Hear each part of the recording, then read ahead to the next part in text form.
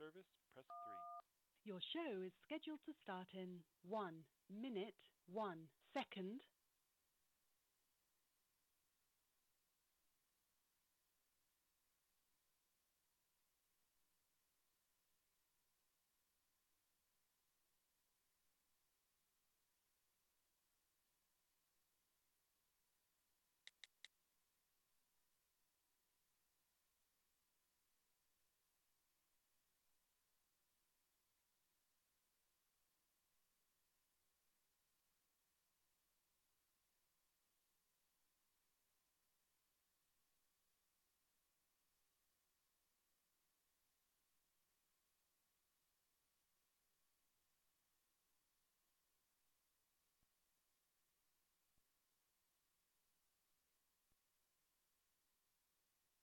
Your show will go live in 5 seconds. 4, 3, 2, 1.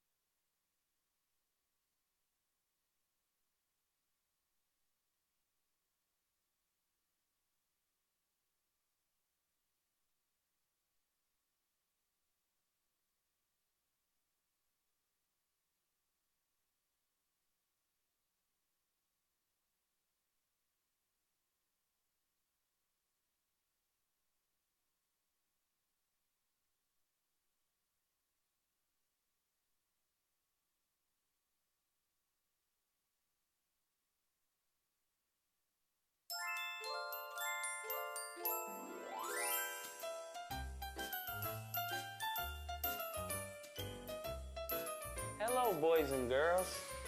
How are you? You know, today is going to be a wonderful day.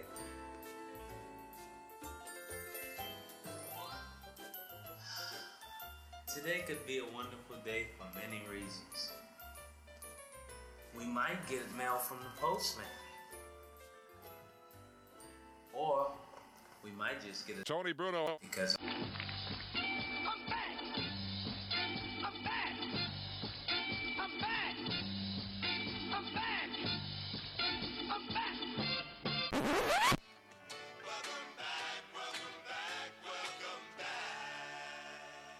This is the Tony Bruno Show.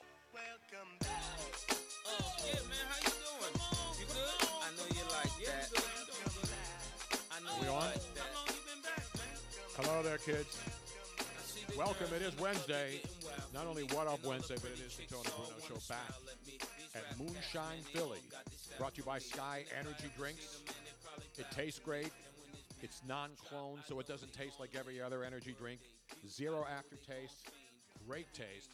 98% of people who taste Sky Energy say, wow, that's some good stuff right there. It doesn't have all that junk in it that makes you go crazy, like Luigi does about 10 o'clock every night. I know. But Right, you know what's Louise? weird? Like, I hear you. For the first time ever, I've actually been grabbing an energy drink every now and then. Because Really? I never I've been never grabbing liked other them. things every now and then, but that's not okay anymore. No. I remember the good old days when it was. Just grab what you need to grab and go. That's it. I remember when I Grab could be and go. grabbed and I would never complain. You still still don't. wouldn't. Oh, still damn don't. right. The hell, man. What guy does? At what point? At some point in life, we all just hope to be grabbed. At some point. Exactly right. In the meantime, for those of you who may have missed last week's reunion show, when Harry Mays was here with us at Moonshine, Philly, this is what you missed. This is what it sounded like in here. Go to the tape. Pulling it up now. Damn it, Luigi, I told you we'd have it at the beginning of the show. I was ready to go. I just, you know how it is. No, I don't. I don't know why, but I'm not getting any audio here. How long have we been doing the show? Now you know why I took a 4-month sabbatical. I got it under control. Distancia, le van a servir. Tiene altura, tiene profundidad, va a llegar, va a llegar. ¡Ganó, lo ganó! ¡Ganó, lo ganó! ¡Ganó, lo ganó! ¡Ganó, lo ganó! ¡Ganó, lo ganó! ¡Señor! ¡Ganó, lo ganó! ¡Ganó, lo ganó! Yo sí le voy a los pates. ¡Taca, taca, taca, taca, taca! Yo sí le voy a los pates. ¡Taca, taca, taca! Actually, that was Jimmy Butler today yelling at his teammates in Minnesota as he returned to practice after thinking that a 4-year, $100 million contract was an insult. I thought that was you, and Robin got the grilled cheese just right. Oh, man, that could be used for multiple purposes. It could. We're going to break that out quite often. It's one of those evergreen multi-purpose sound effects. Nothing better than Spanish-speaking broadcasting on any sport. It could be the dullest sport on earth. And when you have a Latino man doing it... Like soccer. Exactly. Basically. They make everything sound better. Sort of like Latino women make everything feel better, if you know what I mean. Even the weather. Even the weather. When it's not good. Well, when you're watching the weather, even when it's bad. And speaking of bad, our thoughts out with all of our friends down there in the Florida Panhandle, going through another bad hurricane. Well, they haven't had one in a while because we just had one on the East Coast a couple of weeks ago. And now all of a sudden, this is late in the season. I mean, it's mid-October. And this Hurricane Michael really built up quickly. He hit Mexico City Beach in the Florida Panhandle, Panama City, another place that I've been to many times down in that Florida Panhandle. And it's unusual to have a hurricane go all the way up and hit that corner, which is why it's called the Florida Panhandle. You know that, right, Luigi? Go up the side past Tampa. And it then looks it's like the a Alabama panhandle. coast and the Florida coast, which is the west coast of Florida, and then the southernmost point of Alabama. That's the Panhandle area. I get that looks like a panhandle, but where's the pan? What do I look like? Because they're like to have a panhandle, you have to have a pan. Look like Jacques Pepin? There's Jacques nothing that Pepin looks knows like where a the pan is. I don't. Jacques Pepin. No, it's a panhandle. I See, you know grab what it is. I know Actually, they should change it. Not call it the pan. Call it the, what's the big ribeye steak now with the Tomahawk. bone? The Tomahawk. tomahawk. See, the tomahawk would make more sense Well, because the rest of tomahawk the wasn't steak. cool until a couple of years ago when people were willing to get ripped off for a long bone that was still attached to the ribeye. Robert Right? Courier says it's the redneck Riviera. Come on now, don't be making fun of those people down And there. then It's a great James place. Dolan chiming in saying that it looked like Hurricane Michael Myers. I mean, Yeah, but it was pretty bad. But it is a Cat 4, right? Oh, yeah. I mean, it's devastation there. The Mexico Beach area, which is the beach that got hit first by the brunt of this hurricane, 155-mile-an-hour winds. Panama City, much more recognizable to a lot of people. A lot of tourists go there. You got Panama City, Fort Walton, you got Destin. Those areas up there, they bore the brunt of this storm. And, you know, people talk about Tampa because it's on the west coast of Florida. From what I hear, Tampa didn't, I mean, it got winds, but where it hit was up there in the Panama City, actually, Mexico Beach if area. anybody that is living in that area that's being affected by a storm still has power and internet. They're going to be and the first thing they phones. want to do is call this podcast Yeah, well, tonight. you know, they could be listening, distracting themselves from what's going on. If they're First of all, huddled I down. hope they're all right. And if you are Yes. all right and you want to call in, We would love to. if you're floating on a boat in the middle of the street, Then I take doubt you care of really want to be yourself. calling in. Yes, if that is, we feel for you. We're praying for you, and don't call in. But if you are huddled down somewhere, we would love to hear. I want boots on the ground. I need people. If you're in I a don't canoe, think there's any boots on the ground because the water is like 6 feet deep. if you're on a flipped over couch canoeing down the river, I want to hear from you. 619-924-9874. That's how you chime in. 924 619-924-9874. 9874. Yes. All right. I still don't know the number to the show, and we've been doing it for how And many you know years? what? It might be changing again soon. Again? Yes. Oh, come on, Robin. We can't memorize things. Tony can't even memorize passwords to his iPad. I'm hoping to come up with one that's like one of those 1-800-TONY Bruno kind of. I We know. I tried used to that have before, that. remember? I know. I had that number. And Tony loved it because it was easy. It's easy He for me to could- remember. Yeah. he could It's like remember. anybody else's phone number. I don't even know Robin's phone number. Yeah. Seriously. I have no idea what it is I either. still don't know it. I just look it up on the phone and hit Robin. Not Right. physically, I just hit her name. The only phone number I literally still remember Yes. is my mother's house phone. That's it. That's the only phone number I can remember by heart. I don't know Luigi's number. When somebody says, "What's Robin's number?" I said, "I don't know. I have to look in my phone to find it." That's how lazy we've become. He's asking. We don't know any. I don't know my kids' numbers. I don't know those numbers. Do you know either. your kids' numbers? Yes. I know the by old heart. numbers. I know them by heart. I know my sons. I know my daughters. I know my dads. I know my mothers. I know yours. I know mine. I don't know Luigi. Sorry. How do you not know Luigi? He calls you like for 50 times a day. Well, usually because there's something wrong. Yeah, exactly. But he For calls, you, most of the time, where's Robin? But he calls me, and then I get my fantastic Ava Fangu. Mava Fangu. It's the greatest ringtone ever. We may have to play it on the air tonight. We could. It's not the song that we usually play. No, we don't play the This it's not the actually, Mancini Robin jam. found this ringtone. Well, We have to play it. Tony I told Luigi I wanted him to have his own ringtone so Right. that whenever he called, because oftentimes my phone is in one room and I'm in another room, and so I decide whether I want to answer somebody or not based upon their ringtone. And so I wanted Luigi to have his own so that I would know it was him. And I it don't wasn't have just any mine. special ringtones. My phone rings the same all the time. No, if I call you, which I very Doesn't matter. rarely You do. don't answer it though. Well, that's true. Yeah. You never answer your phone. I never know who's on the phone because I No. never answer it. I go, Tony, your phone's ringing. Who is it? I don't know. That's how I'll call him back. Okay. You know why? Because He never does. You know why? Most of the phone calls I get are spam. And usually what will happen is I'll go, if I hear my phone ring, I'll go look for it. Then I'll see it's a number I don't know. And then 2 rings later and it goes away because it gets automatically knocked off. Whatever happened to that do not disturb crap? Does that work? No. Yeah, it works. You can How put does your- it work? You can put your phone on Do Not Disturb. You can block certain phone calls that come in, like when the phone number's Yes, done. if you know the number. But the number's on your phone. Yes, but that number, there are some numbers that people call every day from the same number, and they're automatically blocked, but it still rings once, and then it gets kicked off. No, I mean, usually if the phone is blocked, you're not going to ring it It off. depends on what app you're using to do that. Yeah, they do. People use different numbers. The same people use like 10 different phone numbers to call you. It's worse now than ever. I get more crap phone calls now than ever before, now that we're in this world of, well, you can get rid of these people and block spam. No, you can't. You can't block Jack anymore. And Jack, by the way, is not being blocked because he's eating and drinking right now. Jack in the back in the house tonight with Miss Ruth's in the house. And speaking of special guests in the house tonight, Luigi, a man that you just saw this past weekend. That's right. A newlywed. That's right. He could have been on his honeymoon tonight. He could have been anywhere. He could have been in Kensington. He could have been in Fishtown. He could have been in New Jersey.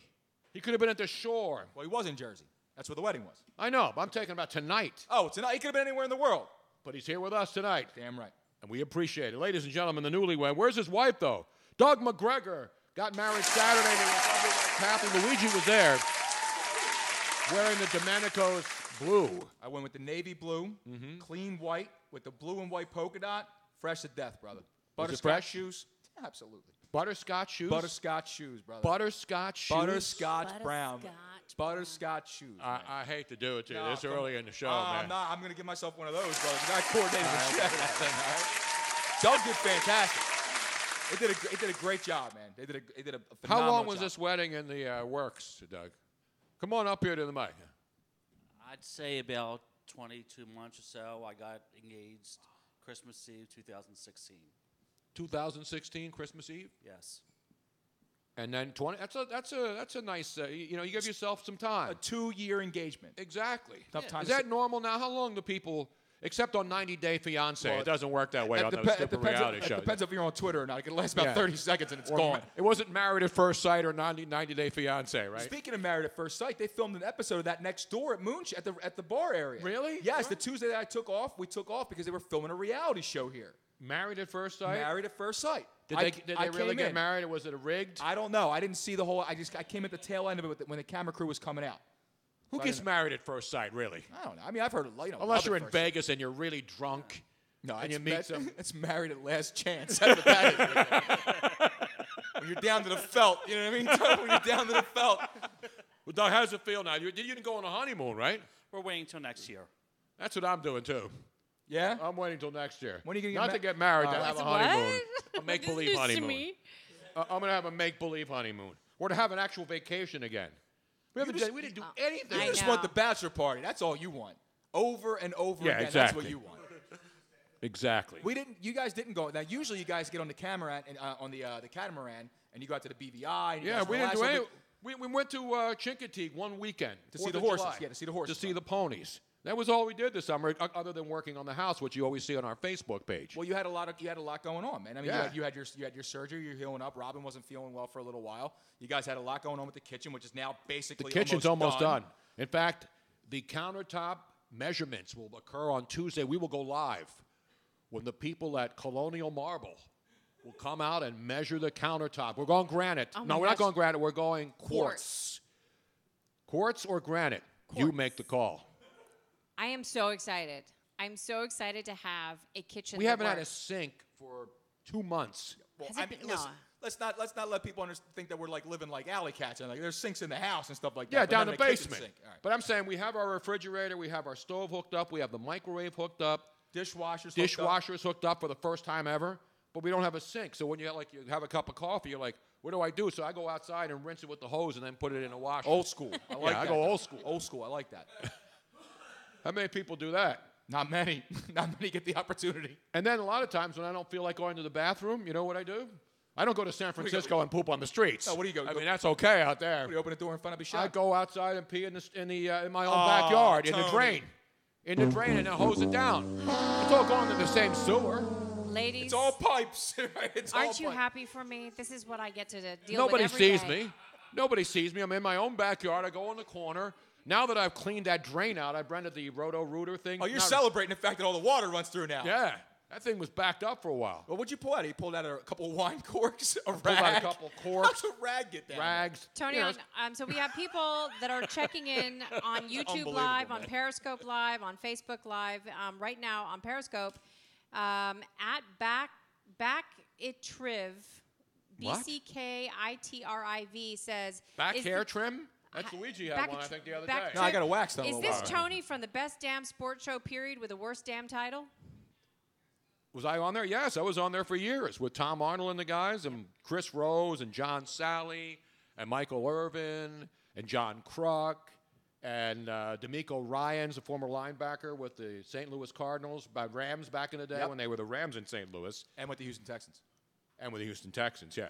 Now, those are fun days back in L.A. Eric Barnes says that the peeing outside story was way too dumb, way too much information. No, it's not. When you got to go, you got to go. And I don't Yeah, want but to you go have a bathroom. You have 2 bathrooms that Yeah. are 15 feet from you. I don't and feel you like choose going to pee out downstairs back? all the time. Wow, man, it's really gotten that bad I'm for you. outside. If nature's calling, what do you do? Exactly. I don't pee on the streets like people do. I don't pee on somebody's sidewalk. Thank God. I don't pee in bring your my own animals backyard. out to poop on their sidewalk and never clean it up. No, you just have your own animals that poop on the floor in the house and don't know how to hit a freaking I only have litter one box. cat that does that. One stinking cat Yeah. poops on the floor, but doesn't pee on. None of my cats pee on the floor. They always go in the litter box. There you have it, ladies and gentlemen, the Tony Bruno cat update. Yeah. This is That what crazy life cat. with Bruno is, right? It really is. I have an extreme, extravagant lifestyle. Yeah. Now, Doug, so you're going on? Where are you going on your honeymoon? We're going to Ireland. Mm-hmm. We're going to hit England, and we're likely going to hit France. So Is Brett Kavanaugh going to drink some beer with you over there? I heard he likes beer, and you're going to have beer. I'll be waiting for him. There's a beer with me. Everywhere, beer there. The weather's always good, though, at least in Ireland. Not. No, I'm just kidding. No, I've never been to Ireland. I've been to England. I've been to. In fact, I was watching a show last night. One of my favorite shows on Science Channel, which is back on. It's called Mysteries of the Abandoned. Have you watched that show? Mysteries of the Abandoned. And they go to places that were something at one point, but have been left in ruins. And Like last Eastern night, Europe. so like South Philly, actually, yeah, like some Exactly. neighborhoods in South Philly, like Snyder Avenue. Mysteries of the Abandoned. Thank you, Mayor Kenny. Sounds Thank like you very Northeast much. Philly. Yeah, it's like many neighborhoods in South Philly's, abandoned. But anyway, so last night I'm watching it, and as soon as it came on, I knew exactly where the place was. Because they always show something, and it's like, this is a place in the mountains, and they're showing snow, and it's been abandoned. What is it? And I knew exactly, you know what it was? It was Sarajevo, Yugoslavia, the Olympic. See? It was the places where the Olympics were held, the bobsled trail, the hotel where the athletes stayed. the actual medal stand that I went to when I was there in Sarajevo for a month in 1984. And it's just totally abandoned. Well, isn't the one in Russia also abandoned? There's a bunch of them, but this one Yeah. was 1984. One of the best. In China, fact, too. 1984 Olympics in Sarajevo, Yugoslavia, were the last Olympics that actually turned a profit. What? You realize that? Really? Yeah. Even with everything that was going on there. Well, it there actually wasn't a turned war. There was tension, but when I There's told you always when tension. I went there, every street corner had guys holding machine machine guns. Yep. I mean, the tension was going on in that country, but it didn't happen until 8 years later. 1992 is when the strife happened and the war. So all of these structures that were part of the Olympic Games, which were still used for international championships, because the luge course there was one of the best in the world. So even when they built it before the Olympics, they used it after the Olympics. And then, unfortunately, when the war started, there were all kinds of battles there. There were gunshot holes in it. I mean, thousands of people died. According to the show, the Olympics medal stand, where the athletes would go every night and they'd raise the country's flags, they would take people there and execute them on the Olympics. Yes. That's how horrible and horrific that war is. And the beautiful city of Sarajevo, devastated. And now, many years later, 22 years later, it's slowly coming back. But these sites where all the Olympic Games were held are just abandoned ruins. It's sad. It's really sad. Knowing when you've been there and you've seen that stuff when it was functioning, then to see it in ruins is really, really sad. So that was, 30 years ago? 84, it was 30-something years ago, 33 years ago. What's even more sad to me is the one in China that was just a couple of years ago, and it's completely abandoned and grown over. Well, it's not grown over. It's not abandoned. It wasn't used for war games. No. But what happens is these cities are forced to spend a lot of money, which is why you see the Olympics becoming less important and less countries bidding for it. LA's going to get it again, and I was there in 84 also. That was the Summer Games in 84. But LA is going to they use existing buildings. They use the Pepperdine University swimming pools for the swimming events. They use the Coliseum for all these track and field and the opening and closing ceremonies. And so the LA Olympics, and everybody was worried about traffic, and everybody went away. All the residents went away, and there wasn't any traffic. That's what was great about those games. But anyway, that's the kind of stuff I like to watch, and talking about traveling the world and seeing places. So Ireland, England, And likely France. Now, I have two people that Periscope messaged the same exact thing. Sports Direct TV and Dig Breely both tweeted, "Mysteries of the Abandoned, the story of Flyers goaltenders past and present." Oh, I think they have the... I think the episode's coming up on the Odd in Buffalo, where the Flyers won their last Stanley Cup in 1975. I remember because they tore that building down, and the Ghosts of Spectrum's Past. I think that's going to be a new series. But you're right, man. Wow, the Flyers. I hate to do it to them. Home opener. They bring the mascot down. Did you see him? Gritty from the ceiling. They had him Gritty coming, came down from the ceiling like what's her face did at one of those award shows. The AVN Awards? Not the AMA, not the AVN Awards. They're usually suspended from other devices. And that's actually enjoyable to watch if you've never been there to Vegas for the AVN Awards. Have you been there, Luigi? I've been to Vegas, but not for the AVN Awards. It's pretty bad, man. Why? Well, we're gonna take a trip out there. We got to get to Vegas, man. I know. I haven't been to Vegas in what now? When was the last time we were at? 2 years ago. We went out when you interviewed for VSIN. Oh, that's right. At the beginning of the what's the sports BSIN, the one that Brent Musburger runs, the BSIN Sports Network there, which is odds and sports and information and betting stuff. They have a studio in the casino at what casino is it? That's the Southgate, which is on the very beginning of the strip when you're coming through the desert before you get to the main strip. It's the largest property on the strip, though, I think, right? But it's not really, people don't consider that the strip because you're not there till you hit Mandalay Bay when you first get into Vegas. If you're driving from L.A. through the Mojave Desert that way, which we did many times. So, Doug, are you excited, man? Yeah, Have you been there? Have you been to Europe? If you're thinking about a landing strip, it would be around the belly button area. Yeah, that's a different landing strip. Exactly. Yeah. If it's in the belly button area, then you really need to be trimmed. You need to go see somebody at a. There's like Brazilian waxing. They don't do Brazilian in Philly, but there's waxing. Well, they do. Yeah, they but do. it's Not rare. as much as they use. No, not like No, L.A.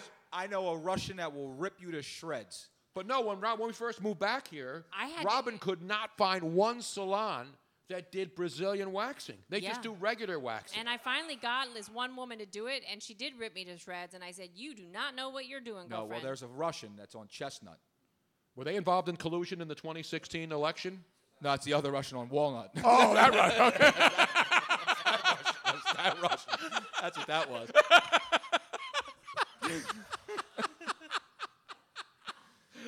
Anyway, but Doug got married. He did a great job. They did. Did you do the chicken dance? No. Here's what they got right though. His best man and the maid of honor. You know what they did? What? They kept it quick on the speeches. That's good 30, job. 40 seconds. Boom. Done. Was it funny? No, not really. They were. I don't know. Were they reading from prepared? 30, 40 seconds. Were they reading from prepared statements? I know one was. One 'Cause was? I saw it. Okay. So have you been to Europe? Have you and your wife been to Europe? I've never been to Europe. All right, it's beautiful. You got to travel, man. People need to travel more. People do.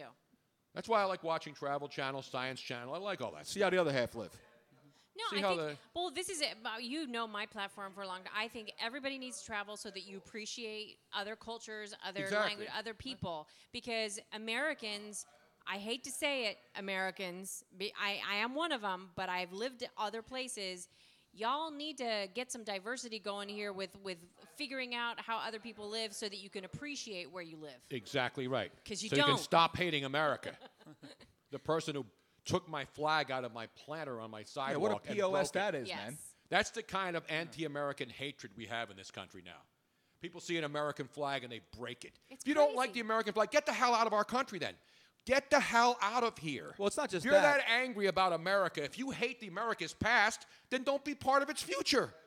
Get the hell out of this country. That's all I'll say. And this isn't a political statement. This is a statement of fact. Well, the part that does go overseen here is that they took your property and destroyed it. Exactly. It's They not did the same okay thing on to just Columbus destroy Day. property. But It's it not- They did the same thing on Columbus Day to the Italian American Immigration Museum on East Passyunk Avenue. They defaced Listen, it. you don't like Columbus, fine. But when you start defacing people's property and destroying personal property, private property, you deserve to get your ass beaten down. And if I was there and saw this person doing it, and I saw the person that was ripping up my American flag on my sidewalk, I would curb stomp them. And I would take their corpse and I would drop it off in front of Jim Kenney's office in City Hall and tell him to stick it up his ass all the way down to 2nd Street and all the way up to City Hall Tower on Billy Penn's hat. Jim Kenney. That's my political commentary for tonight, ladies and gentlemen. Right on. Printed copies are available, and you can get your own personal copy at the Merkel Press. I was so by just wrapped up. Remember into the Merkel Tony Press? When Meet the Press used to come on at the end, they would say, copies available at the Merkel Press. I was so involved in your rant that I forgot to put up the little Bruno rant in progress sign. Oh, we have a rant in progress. I like breaking news. Yes, I'm just- I have a fantastic rant in progress. I'm just sitting here trying to stretch because anytime you get mad, I got to get in a fight. That's the big problem. Exactly. That's why Luigi's wearing his muscle shirt tonight. No, because it's freaking gunshot. It's 75,000 degree humidity outside in the middle of October. That's why. So if you want to come down here, I will bring my American flag. You come in here, and then Luigi will flex. I will flex, Jack and Doug, and we will absolutely take you outside and beat you down right on Moya Mensing Avenue for everybody to see. But that's only if you destroy people's property. Yeah, Not just like exactly. random people. If you want to Not come if you down, disagree. You If can you want to come disagree down all here and you you want to want. have a drink or whatever and relax, that's fine. You know what I You mean? want to have one of these beautiful Right. blue sky drinks, the Tony Bruno Blue Skies. Right. On the. Yes. You sound like one of those pissed off Yankees fans from last night. No. That's what you sound like. By the way, in case you missed it last night, we have tape of the American League divisional series, Yankee Stadium and the Red Sox. I know a lot of people on staff and watch baseball, even our baseball aficionado tonight, who's here in the house tonight. Who? Andrea. Andrea. Well, yeah. Andrea's the biggest baseball fan we know. Don't mention baseball's a 4-letter word to her right now. Just let it go. Let it breathe. The Phillies just ruined it for her at the end of the year, and right now she's just trying to come down. I She know. can get back up toward the start of next But season. you're not watching any baseball now? Nah, she doesn't You really. have No. to. That's right. Most of America isn't either, unfortunately. And you know who isn't watching baseball anymore? Yankees fans. Let's go to the tape. Yankees lose. The Yankees lose. By the way, I'm not a Yankee hater. I don't care about the Yankees or the Red Sox. I just love that call. That was great. And John Starling's a buddy, so. But you know when the Yankees win, he does that famous call. Ball game over. Yankees win. The Yankees win. And then a lot of people have done the Yankees lose version of it. So Well, we they had to deserve play it. that last night for all the people. You know, all fans are the same. I mean, when their team loses, the officials stink, the umpire stinks. Angel Hernandez shouldn't be umpiring in the major leagues, which everybody can agree on. I think no For matter the most part, yeah, no for the matter most where part. you are and which team you root for, right? Because he's really a bad There's some bad and people rip NFL officials every week. And, it's not the officials in the NFL; it's the stupid rules in the NFL that have hurt the game. Yes. Well, the one thing I don't agree with, and it's kind of funny, is that like on a the quote unquote the bang bang play, like where you see like the helmet to helmet contact, and everyone at home right away says, "Oh, that's not a helmet to helmet. It's not a helmet to helmet." It's like you didn't see, you weren't even there to see it, right? Like let's wait for the replay to happen. But these referees, they're just trained to call it. And I don't think it's going to stay that way for the next year. I think they're going to start dulling it down a little But you bit. notice, though, in preseason, there were a lot of those guys lowering their head penalties called. But you see, once the season started, guys are more aware of it. The rule that's the most ridiculous, it used to be is it a catch or not a catch rule. That's the most But they fixed that for the most part. They actually got that to the point now where you don't have to worry about a guy all the way through. There was a call in the game with, I think, Stephon Diggs when they said he didn't have it all the way through completion on the – and that was close because he has to make 2 moves. But at least it's more easy to interpret now whether it's a catch than it was. Nobody knew what a catch was the last couple of years, right, Doug? Now all of a sudden it's did he go low? Did he pile on the quarterback? Did he put his body weight on the guy? It's the roughing the passer. The roughing the passer call now is the most ridiculous the referees who are working for the networks who are there to explain the calls are getting it wrong. They get to see it multiple times, and then they say, "Yeah, that's not going to be the call." And then they come back and watch it on replay and say, "Oh no, that was the call." So even the officials who just retired, who are now working on Fox, on NBC, all the networks, Terry McCauley and these guys. Do we really need those guys? I mean, they're kind of a waste of time on TV if you don't ask. Yeah, they are. How are they wasting time? Because they go, "Well, let's take up to Terry. Terry, what do you think? Was it his catch?" Well, you see, Jim, I think it was a catch because it looks like he carried it all the way through, and he had his hand underneath. We could all see that. We all know. No, but then the official comes back. We all know. We're giving him $100,000 a year for what? But then the guy comes back, the official on the field says, and disagrees with the guy in the booth who was just a referee last year. Right, That's my point. It goes to show you they don't know anything. No, the point is the referees who are working don't know what the rules are. They know what the rules are, but the interpretations are different. That's why, and then the fans get angry. People get angry. Old-time players get angry. They watch this stuff. And I know player safety is important. That's number one. Does that make you angry when you see these roughing the passer calls now routinely? It's a joke. It is a joke. Because nobody knows what roughing the passer is anymore. You know what else is a joke? Wearing jorts. October 10th. Wait a minute, He got a tank top Still on. in a pair of jorts, though, and man. sandals. I think you Still guys in a need pair to of take this outside. I'm just kidding, man. Cash him outside right Take me now. outside. How about that? How about that? Let me give out the phone number, by the way. We got people holding, too. Oh, we have people on the phone? We do have a couple of people. Jackson, we we give have it out callers anyway. on the line? Oh, let's go to the official archivist. But before you do, give out the phone number again, just so that people can- 619-924-9878 is the number to call. No, it's 9874 if you want to 9874, I'm sorry. We should call him 924 619-924-9874. Eagles and Giants on Thursday Night Football. We'll talk about that. And Sean McDermott with one of the worst denials of Shady McCoy rumors ever today. Yeah. Did you watch that when they were asking him? No, we're not shopping Shady around it. No, he didn't even say that. I know. He just pretty much had the most nondescript. And the fact that he said, I haven't talked to him about it. He hasn't talked to the player about all the rumors that are spreading around that you're trying to trade the player. Well, and then Shady going on social media saying, I should have never been traded. Well, from yeah, he says, I Philadelphia." never should have gotten traded. I was killing it. Oh, yeah, you have I was killing stuff. Yeah, I was killing stuff. What stuff was he killing? Waitresses' Waitresses' tips. nights? Waitresses' He was tips. killing waitresses' nights by stiffing them on tips. Yeah. Local bar revenue. That's what it was. I heard about it when he was asked about the trade rumors. I'll let that stuff work its way out. We'll see what happens. Now, I know there's a lot of people that say come back. A lot of people say, no, we don't want you. You're a bad guy, whatever. We'll see what happens. But the Eagles obviously are in a situation now where Jay Ajayi is out for the year. And I know Wendell Smallwood, to his credit, has done a good job. If only he could block when he's the only guy in the backfield and somebody's coming clean up the middle of the offensive line and hits Carson Wentz without somebody. So, Le'Veon Bell's a good blocker. That's why a lot of people talk Le'Veon Bell. Because he's a great blocking back. He's a great blocker. He can do it all. He can do it all. And that's why, to me, he's the best option. But if bringing Shady McCoy back, I don't know. 30 if they years bring him back, will I go crazy? No. He's 30 years old. He doesn't help you for the future. He's not a long-term fit. This is right, a team that just won a if Super you Bowl. trade for a back, you got to trade picks, right? So think of it this way. They're not going to give up a third and second and third, whatever the nonsense rumor was. Hell no. Because next year, you have to draft a running back, right? Yep. And you're going to use a second or a third round pick on him. But if you were able to get a Le'Veon Bell and know that you're going to sign him to an extension, he's absolutely worth a second or third round pick. Because you're not going to find Le'Veon Bell in the second or third round. Exactly. Same thing with like a David Johnson, or if you even wanted to do a second round pick or a third round pick for a Jordan Howard, that kind of a type of a player. He fills a need long term. LaShawn McCoy, you're not going to give up a third round pick where you would use that to draft a running back anyway for a guy who's not going to be here in a year. No, that's true. But this is a team that wanted. Now, do they look like a team that won a Super Bowl? No, they don't. They have a lot of problems. But it's early in the year. And again, do I think they're going to go run the table? I don't know. They Their don't have offensive to. line's a mess. Their defensive line's a mess. Their secondary's a mess. They're not in sync with anything. So right now they look terrible. But the people saying, and you know I'm a big Nick Foles guy, put Nick Foles in there. That's insane. With that offensive line and Nick Foles having zero mobility, he'd be sacked 20 times a game with the way they're playing right now. You might as well put Stephen Hawking back there. Are you kidding me? Come on, seriously. Man. But seriously. But that's the best part. He's dead. These are all the people who couldn't trade Foles. Now all of a sudden you want to put, well, he is mobile. All of a sudden you want to take Carson Wentz out.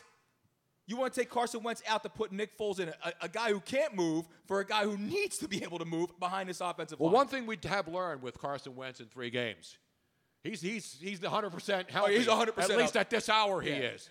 With the hits that he's taken and the fact that he's had to run around for his life the last 3 weeks, that's the good news, is Carson Wentz is definitely back from the ACL tear. Let's go to the phones now. Let's go to Jim from Cheltenham. Let's go from Jim from Cheltenham, who last week dazzled us with more great audio from the archives. He wants to talk about Tommy McDonald. The late great Tommy McDonald. Late great Tommy McDonald, yes. Jim, how are you tonight, man? How you doing, Tony? Good. I just got ejected from wanna watching thank all an the NBA Yankees fans for the 2018 season. Are you a Yankee fan? No, I want to thank all the fans for the 2018 season.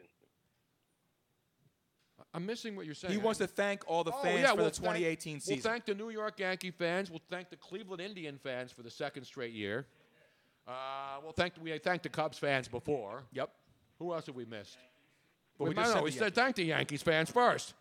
Come on, Doug. We started with the Yankees. They lost last night. Well, thank the Braves fans for participating. And how about the Milwaukee Brewers, though? You got to give them a little love, man. They look good. Yeah. This will be one of your better league championship series coming up pretty soon. And the Dodgers, who have been cheating, according to a new investigation into the baseball world of players from other countries. How have they been cheating? Supposedly, they're bringing players in, like trafficking in players from foreign countries. I heard about that, and Robin was telling me about that too. Is that they're using like human traffickers to bring in these players from like third world countries. Right. But again, a lot of these guys are refugees. They escape from these countries that come here. So now that's back in the day. Remember, Cubans used to come here. Teofilo Stevenson, the great heavyweight boxer, defected and came here. Right, but now they're not having to they're actually using these traffickers to get these players here. Exactly, and that's kind of crazy, man. Yeah, and there's a grading system. Right. Have you heard about this? Is there an app for that, like an Uber or something like that? Like we'll pick them up on like the peninsula and then we don't do that. Well, Sports Illustrated has the whole story, and it's long and it's detailed. There's a lot of information, so if you're interested in it, and I think it's something that is very interesting. You should read the Sports Illustrated. Yeah, they article. grade the scouts or these people who work for the Dodgers overseas, and obviously the players from Latin American countries are the best players in baseball now. There's a huge influence, of course. Without a doubt. I mean, baseball wouldn't be what it is. But they're grading them based upon how safe they are and if they've committed any crimes. And I mean, it's so would have like an Uga Thurbina coming over again, like one of those kind of deals. Yes, right. It's very convoluted and interesting. So you think that like so like the Dodgers are basically like they're scouting these guys and then they're going to these traffickers and they're saying, hey. They're giving them the money to get them here. Almost using them. I haven't read the whole story, so I don't want to comment on it. I don't want to comment until I understand. That's the case. That's really crazy. Because it's very complicated, and it's a legit investigation, though. This isn't some fake news story. No, this is really going on. It's through the Department of Justice, and it's about false paperwork and human trafficking and supporting the human trafficking trade. That's because crazy. they're using human traffickers to bring in baseball players, but those same human traffickers are trafficking in other things. So do you really want to be supporting that? I mean, there's like all sorts of things involved. So, Jim, you got anything else going on tonight now that the Yankees have been eliminated and America's a safer place and while tonight? you were away the 3.5 months, we lost the great Tommy McDonald. Yes. Hall of Fame player, great player in Eagles history. I remember when we were kids, we used to play on Broad Street because we didn't have any grass field, so we'd play football, two-hand touch, in the parking lot across from the Baldy Funeral Home at Broad and Reed. And there's a big parking lot on the other side of the street on Broad Street. That's where they have the big mural of all Frankie Avalon and all those Italian South Philly guys. We used to play there. And when we were kids, remember Sonny Jurgensen not only played for Washington, but he played for the Eagles. And we used to do our thing like Jurgensen to McDonald, and somebody would play the quarterback and be Sonny Jurgensen, and I, because I had great hands and great speed for a white guy, like most wide receivers. Hands, I was tall, lean. Guy drops everything in the house. Now I do, but not when I was a kid. I had great hands. I had soft hands. I had better hands than the Thielen kid with the Vikings. Really? Yeah. Okay. I believe it. No, I had great soft hands, and I would play Tommy McDonald in the end zone. Van Brocklin, Norm Van Brocklin, You do have Sonny soft Jurgen. hands. I do have soft hands, and I'm a working man. This isn't. By the way, my soft hands are not the hands of like most guys who work in offices and haven't picked up a hammer in their life. I've got deep calluses here. All right. You do. I'm a working man. I don't have those soft hands of guys like who moisturize. You have soft hands in a blue-collar worker kind of soft hands way. Exactly right. Yeah. I'm sorry, Jim. Go ahead, man. Oh, hold on. I was pulling something up. Hang on. The championship game. Van Brocklin to McDonald. Yeah, but Jurgensen to McDonald also was a thing. That was like we took over in '61. Exactly, but in my era, I mean, we always did it. I was pretending I'd be Harold Carmichael at times, even though I was tall, but I wasn't black. Did you go blackface? No, I didn't go blackface. Come on, man, what's the matter with you? That is frowned upon, unless you're Schwarzer Pete in the Netherlands. Well, then people are not going to like my Halloween costume. Tony, here's the clip from the great Bill Campbell. Oh, let's go to the late great Bill Campbell doing some Eagles football play-by-play back in the day. 1st and 10 at the Packer 35. McDonald goes wide to the right. Everybody else stays orthodox. 1st and 10 on Green Bay's 35. Here's Van Brocklin back to throw. He is looking. He tries to go long. He throws it. He's got a man open. It is McDonald. Touchdown.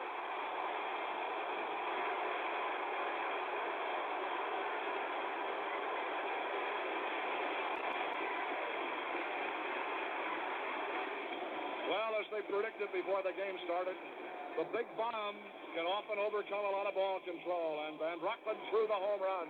35 yards, McDonald running a deep sideline pattern. Ran by Hank Preminger and makes a catch at the 5 and slides into the end zone. It's tied, 6-6. Boston has a chance now to untie it, midway through the second quarter. Jurgensen to hold. Boston to attempt the conversion. Bednarik snapping. Here's the point. It is up. It is good. See who snapped the ball? Chuck Bednarik. There you go, Tony. How about Concrete Charlie, the two-way player, snapping the ball on the extra point in that play? Great stuff. Bill Campbell, one of the all-time greats. Also the guy who did the Wilt Chamberlain 100-point game at Hershey Park One Arena. and the same, okay. Nice. The same, the legendary Bill Campbell, one of the greatest play-by-play voices and sportscasters in this city's history. Remarkable guy. And Tommy He's lucky to do all McDonald. the teams. He did the Phillies, the Eagles, the Philadelphia Warriors, the 76ers. He did everything. He did everything, Bill Campbell. And a great human being, too. And speaking of great human beings, we don't just say this when people pass, but Tommy McDonald was not just a great Hall of Fame player. He was a great human being, too. And throughout his life, anybody who ever met him and talked to him, and I've interviewed him many times, I was lucky enough to be around him, just one of the great guys that you'll ever meet in sports. And where did he stay in Philadelphia after he was done? Did he Oh, live in yeah, the area? absolutely. Okay. Absolutely. I don't know if he's one of those guys that moved away also. And No, I mean, a lot of those guys. Look, Dick Vermeil settled down here. Yeah, he did. Up in Chester County.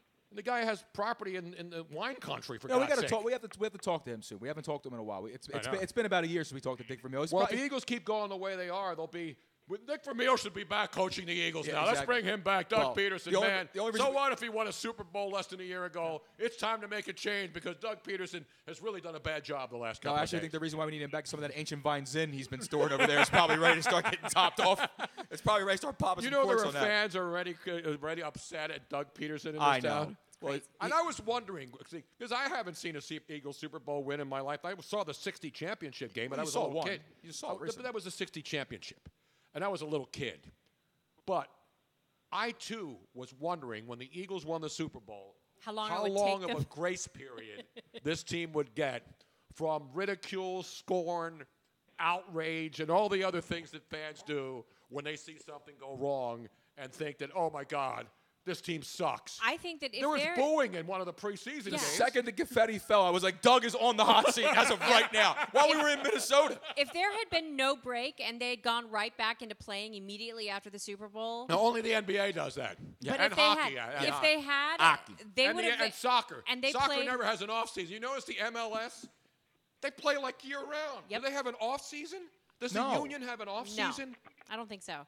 By the way, I just need to give some social media updates. Joel Lahif says, Tony, your tweet to Barstool Sports a few days ago about Brady was hilarious. Yeah, it wasn't personal. So the Barstool Sports guys, who obviously are geniuses, I mean, they found this a formula that worked and exploded, and it's one of the most successful sites on Twitter. I mean, because they're regular guys. That's why it's called Barstool. That's the Neanderthal thing, but whatever. No, but that's the regular guy, Luigi. You're not the you pretend to be the regular guy, or are you a regular guy? I'm me, man. Are you a regular guy, or are you an elite schmuck? I'm not an elite schmuck. I just have substance. That's all. I'm not an elite schmuck either. I'm a regular guy. Have a great week this week. What's that? Tony, have a great week this week. Oh, thank you very much. Well, hold on, but before Jim, before you go now, Take care. Hold on, Jim, don't leave yet. Jim, since the Phillies are out of it, since your team is out now, do you have any rooting interest at all? Do you have anybody you want to see win this thing? Well, I think it'll be Houston. Houston's going to win again. Houston's going to repeat it. Now, is that someone you're pulling for? I think Houston and the Brewers in the World Series. Houston and the Brewers in the World Series. It used to be It used to be a National League rivalry, but now Speaking no of more. series, Sam the Outlier asks thoughts on the Astros Red Sox series. Hey, people keep overlooking the Astros. They won last year. They're a great team. Even the Cleveland Indian players were saying that they're like jealous of the Houston Astros. Well, Sam because the Houston Astros went for it, and the Indians, who are a great team as well, the last 2 years have fizzled out. Yes, remember Sam the Cleveland Indians 3 years ago? He says that the Astros are on fire, and he has them in 5 or 6 to win the World Series. Yeah, I wouldn't surprise me. Red Sox best team in baseball going into the postseason play. I mean, it looked like they couldn't never be beat, but the Yankees pushed them all the way to the brink. So I don't know. I mean, well, remember the first game when what's his face started and couldn't get anybody out. It seemed right. Chris Sale. No, not Chris Sale. The guy who's been in Tampa now. The guy who has the worst. Price. Yeah, David Price. David Price. Right. David Price is now like the worst postseason pitcher in history. I mean, when David Price is going out there, all the Red Sox fans are like afraid to put him out on the mound as a starter. He's like 0 for 10. His teams are 0 and 10 when he starts a playoff game. That's horrible. It is. And he didn't even get out of the second inning in his start against the Yankees. And the Red Sox came back because, Aaron Judge and Giancarlo Stanton were celebrating before it was over. You don't celebrate. Even Mark Teixeira said that the Yankees awoken the sleeping giant by going crazy when they won that game the other night. You don't do that. Remember in Boston? Yep. They won that game, and they were like jumping up and down. And you see what the Red Sox did when they won and eliminated the Yankees at Yankee Stadium? What they played in their clubhouse? Sinatra's New York, New York. Yeah, that's how you do it right there. Exactly how you do it right there. And again, I'm not a Red, but back to the comment that I made on Twitter. And, it's not I don't rip people on Twitter. I have fun for the most part. Every once in a while, I'll get a little zinger in. But it's never mean-spirited. It really isn't. I don't call people names. You're right. I don't political stuff. If people accuse me of being political, I poke fun at people.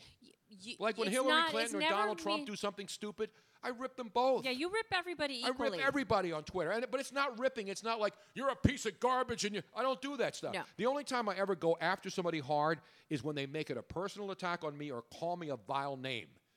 And then I go crazy. No, I think and that then I go crazy. Yeah. the only time that I really remember you going completely batshit crazy Was is when Dean somebody. was Dean called me when I was doing national That radio. goes without saying. But that was just a stupid no, sports but when argument. somebody went after me and my daughter Kimberlyn, Exactly. you did lose it. Exactly, because that's Twitter is a vast wasteland of idiocy. Yeah, it is. And everybody can go on there, and all these fake people with fake names. They don't even put their names on their accounts, and then they come at me with nonsense. And I'm like, dude, your name is like Yawn Cow. All right, I'm supposed to listen to a guy Yawn Dog. Some douche named Yawn Dog as his Twitter account with like 70 followers is coming at me today on Twitter trying to get me to rip Donald Trump Jr. because of this stupid Michael Avenatti challenging Donald Trump Jr. to an MMA fight.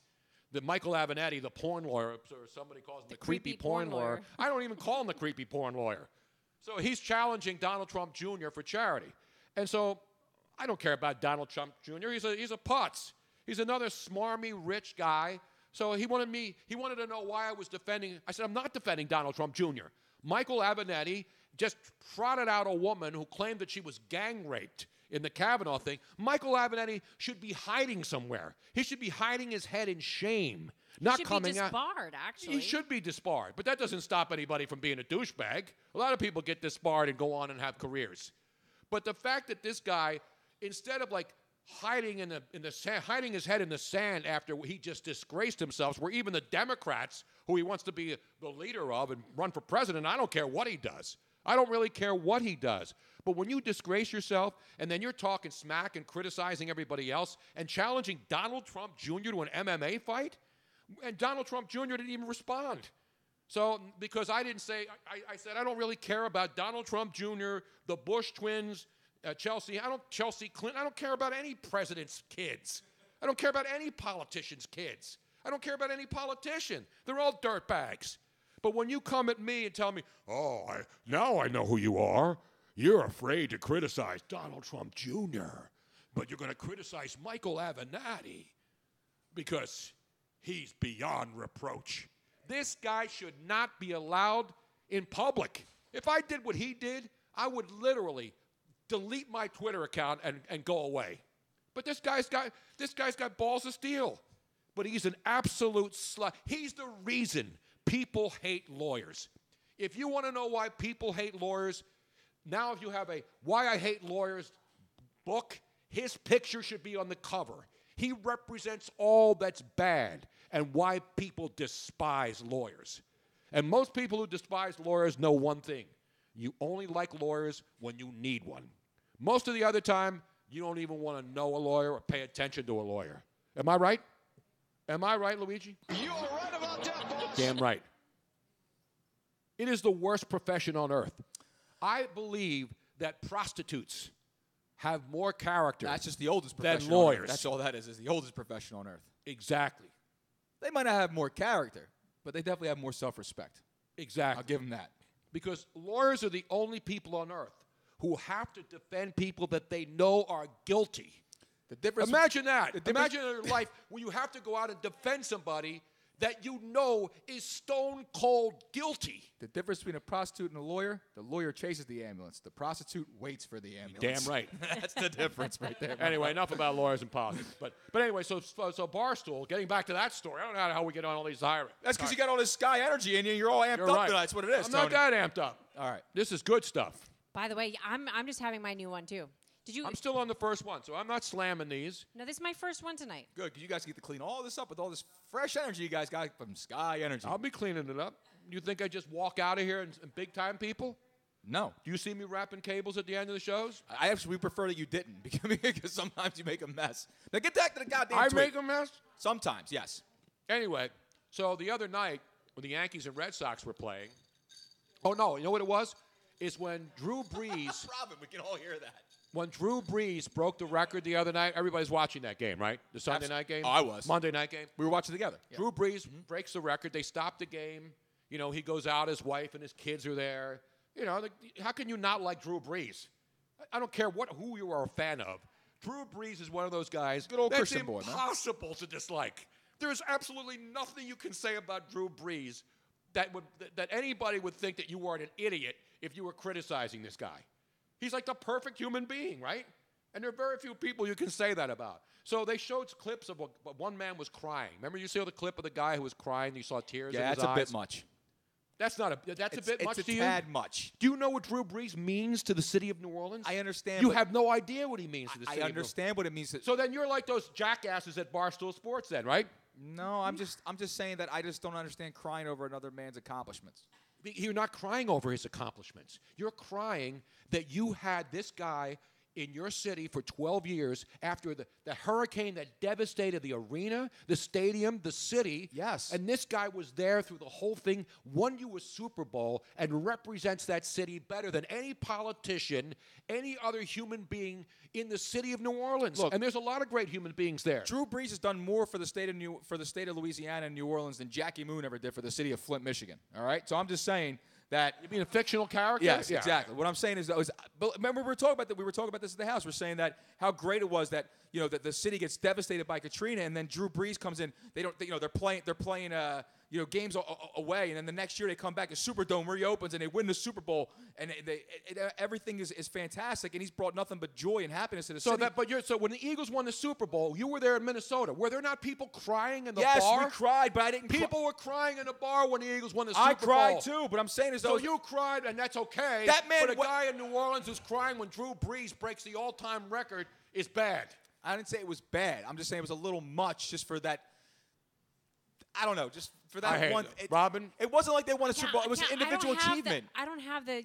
It was the individual. It was he needs a bump. No, it was an individual achievement. That's all.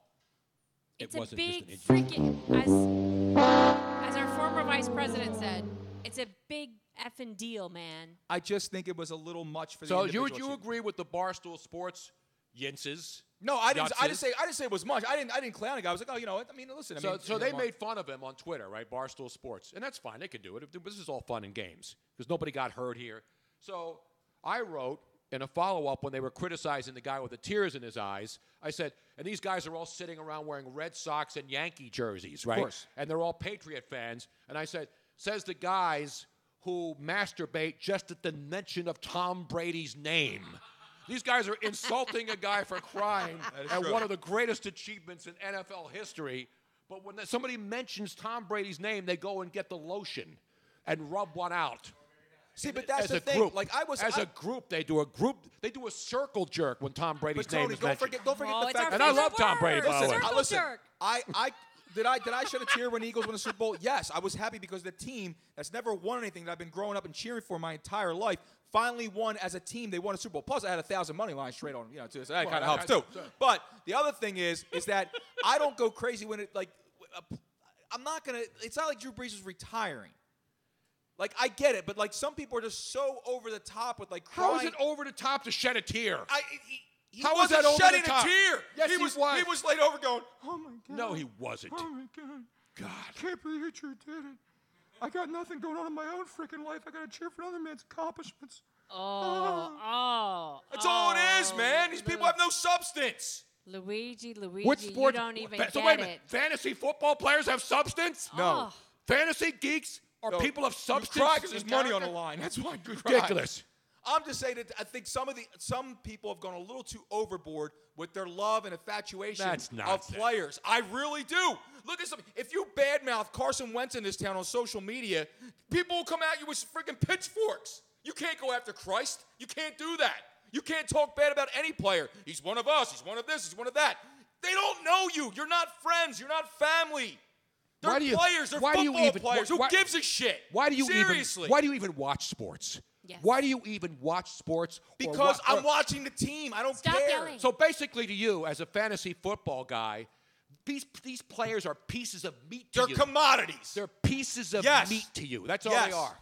I don't get emotionally attached to a freaking football player. Yes, you do. No, I don't. You get attached to players I've never even heard of. You're going crazy. Because I'm a real fan. I know everybody. Oh, That's yeah. why.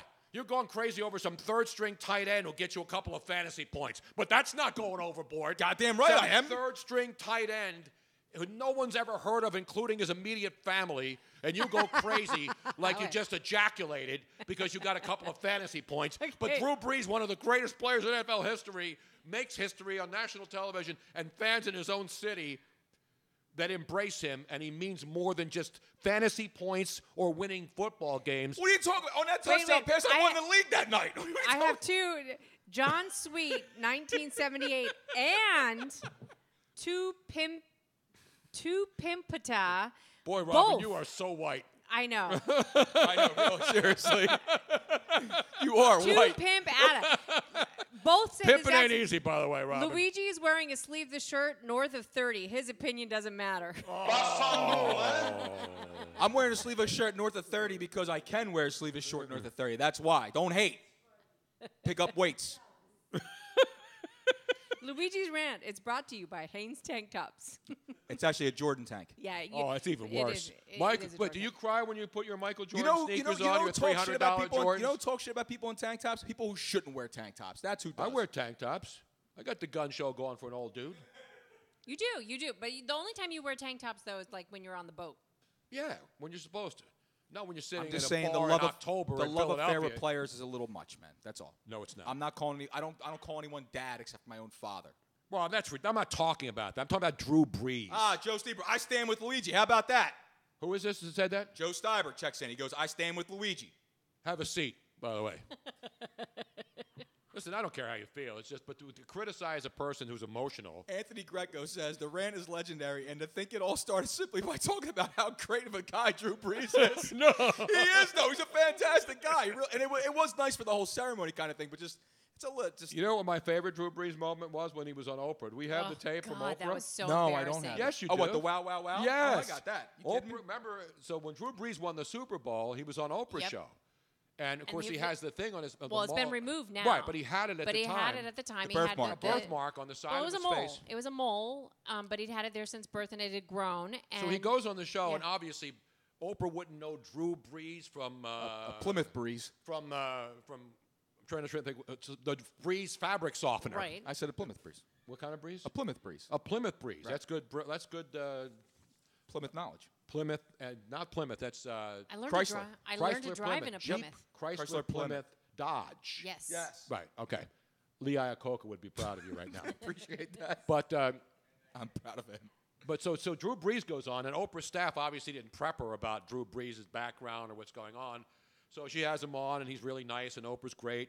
And then she gave the audience a bunch of free shit, and they went crazy because they don't care about Drew Brees either. But when Drew came out... So when Drew comes out, she sees the thing on his face, and she goes over, and she tries to wipe it off. Yeah, she says something, hold on a second, you have something, and then she got all embarrassed, yeah. She tried to wipe the birthmark off his face, and then when she found out that she was wrong, she uttered this famous comment. This is that same show. This is where this came from. Wow, wow, wow, wow, woo! Seriously, that's Oprah the day that Drew Brees was on. Yep. I think my exacerbation of my rant was basically just the entire the fanboy culture that's taken over sports. That's the last not a fanboy culture. No, but the problem is it's soured it for me. That's what it is. How is it souring? It's the reason people watch sports. No, but it's the reason there's gotta be a balance, man. It's when any sports city wins a championship. Robin, it's not just about a sports I've done a lot of reading about a word called obsession in the past several months. There's got to be a healthy balance in life. There is a difference between an obsession, between saying, I'm going to do everything, say everything, wear everything that this particular sports star is doing, wearing, saying, or being emotional because you followed somebody their entire career and they finally but it's reach not a even mile about point. one person. I follow people it's their about, entire career. Just look at this city. Look at the Cubs when they finally won. Look at the Red Sox when they finally won. When the team wins. Great. I'm crying. I'm happy. I'm absolutely. But just to stop and weep for 20 minutes because Drew Brees stopped and wept for that 20 guy minutes. Did. How do you know it was 20 minutes? They showed him for 5 seconds as a cutaway. He was crying the entire time. Ridiculous. All man. I'm saying is, I'm like I said, I love my sports teams, but I'm not going home. I'm not going home and sleeping in Eagle sheets. Right. Like some grown men are doing so what? out there. Let them do it. I don't care. Why do you care? And I'm with Luigi on this one, though. I mean, like, there is obsession. Of course there is. But the Drew Brees thing is not an obsession. I agree. I think that, now it very well could have been. We don't know. But I'm giving the guy the benefit of the doubt because this is a long time coming. This is a big deal because there's only been 3 other guys who have gotten to this point. Yeah, so it's and the fact all-time record. Yes. It's not some stupid single-season record. It's not the people in this town get obsessed about Ben Simmons winning Rookie of the Year in his second season after he sat out the first year. I got mad that Dario Saric didn't get it. Yeah, so I mean, listen, people get excited about a lot of things. But to be emotional and to criticize somebody being emotional. No, I'm not saying it like that. It's just There's it's a the difference. fanboy thing. It's not a fanboy thing. It's just a little personal for me. All right, I'm sorry. J33 or J3-3 crying over Knicks draft picks like that snot-nosed kid. That is overwhelming and that's just stupid. You mean like the trust the process guys that go there and then sit around and go crazy when a draft pick is named? And real quick, Tom, because I know we have a lot more to get to. But Robin was saying there's only 3 guys that are that have gotten to that elk of the passing yards of the ilk. I'm sorry that Drew Brees is at. The funny thing is that Rodgers is only at about 42,000 yards, right? Actually, he's at 42,000 yards. And he's been in the league for 13 years. The closest active player that's actually going to catch him, now Phillip Rivers, Ben Roethlisberger, and Eli Manning all have 50-plus thousand yards. But they're not going to play enough seasons to catch Drew Brees. No. Drew Brees is probably going to play. Drew Brees is more than likely going to hit over 80,000 yards. Nobody will ever break that record. The only guy who's got a chance, who's actively playing right now, has been in the league for 10 years, and it's Matt Ryan. Matt Ryan's halfway to Drew Brees right now and has played half as long. So the only active quarterback in the NFL today who can catch Drew Brees in the next 10, 15 years has a chance is Matt Ryan. That's it. Right. And he's got to play. He's got to play that long. And he's got to play another 10 years. But the fortunate thing for Matt Ryan is that we now are in a pass-happy league. So guys are going to throw a lot of passes. I mean, everybody's doing that now. People are getting away from running games. Look at Matt Ryan's throwing the ball a ton.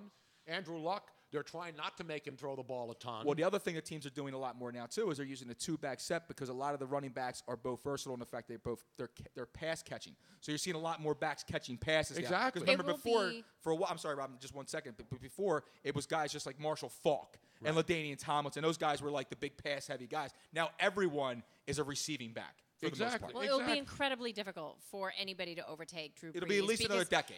Unless Drew Brees leaves and stops playing if something happens. But if he's still in the game for another year or two, it'll be very hard for anybody to overtake him. He's going to be close to about 75,000 yards this year. He'll play again next year, so he'll probably get closer. He's probably going to throw for at least another 4,500, 5,000 yards, conservatively speaking, right? That puts him at 80,000.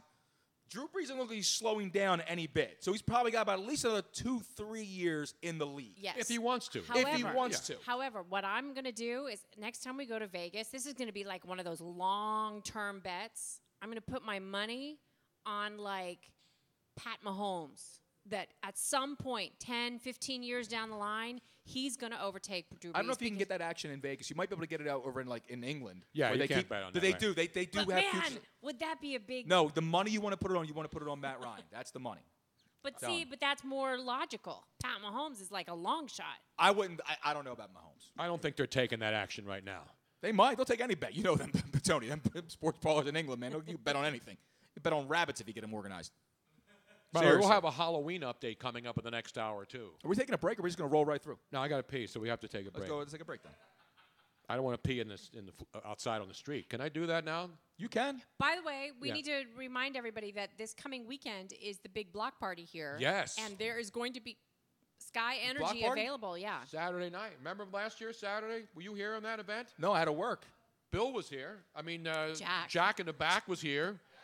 We had people, music. There'll be Sky Energy drinks outside. They close the street here, right on Moyamensing Avenue. You stopping by for a great cause? Yeah, I'll be here Saturday afternoon. Cornhole games. They're playing some.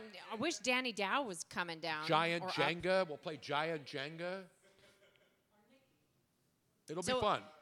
For those of you it's a lot of fall festivals going on. Do not go anywhere. We are going to be right back after a very short intermission so that certain people can go to the bathroom in the bathroom rather than outside.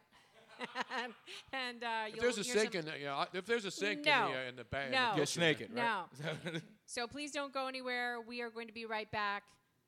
I'm not ashamed to admit that I used to pee in the sinks at Veterans Stadium in the men's room. When there wasn't any room at the latrines, what did we do? We went to the the sinks, and we peed in the sinks. I'm proud to say that. Meanwhile. Let's go to break, man, all right? Let's go to break, seriously. We'll be right back. It'll all be in my tell-all book.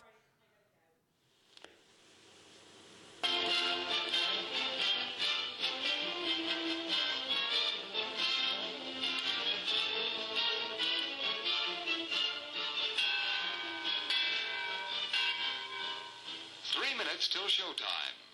Why not add to your enjoyment with a delicious confection and drink at our attractive refreshment stand?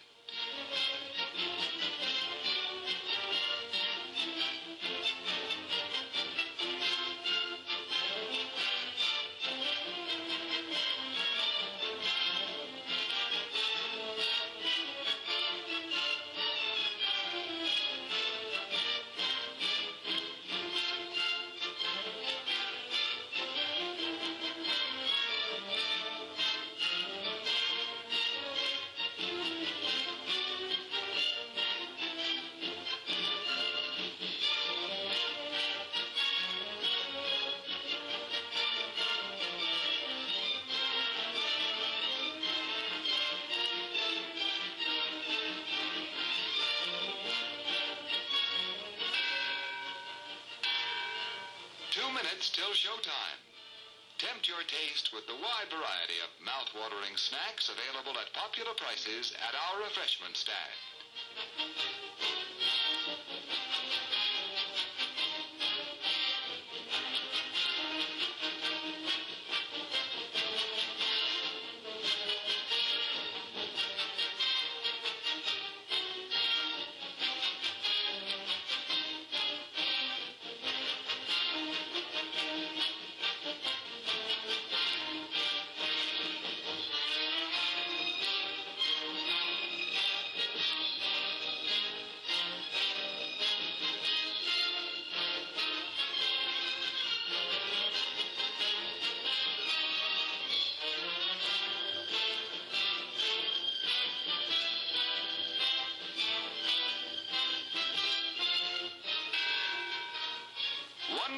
Showtime. Satisfy yourself with a thirst-quenching drink. Your favorite beverage awaits you at our refreshment stand.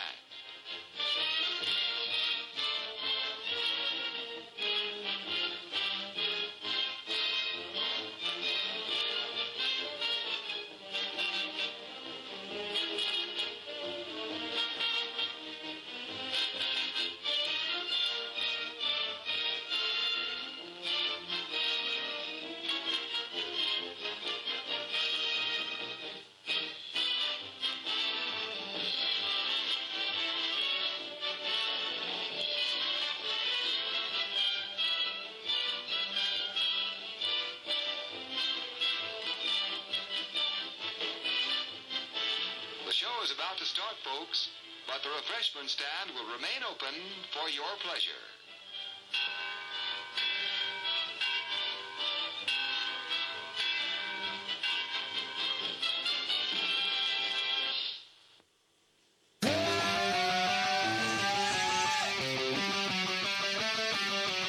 Scotty doesn't know that Fiona and me do it in my van every Sunday. I don't like that song. Tony Bruno here. You don't like Sky Doesn't Know? That's all right. What are you talking about, man? Yeah, we got some menu in front of your face. Who put that up there? I don't know, but it looks better than the other picture we have up there. No doubt about it. I thought maybe Miss Rob wanted to show everybody the great menu here. Did you put that menu in front of the camera on purpose or just to block my face? Moonshine, great. We had the stuffed meatballs, the mozzarella stuffed meatballs. They give you 3 of them in an order with the gravy or sauce, depending on where you're from. It's phenomenal. It's sauce, by the way. I call it gravy. That's because you're I had an argument with my good friend Antonella up in New York. She's one of my Twitter followers, and a lot of people follow her.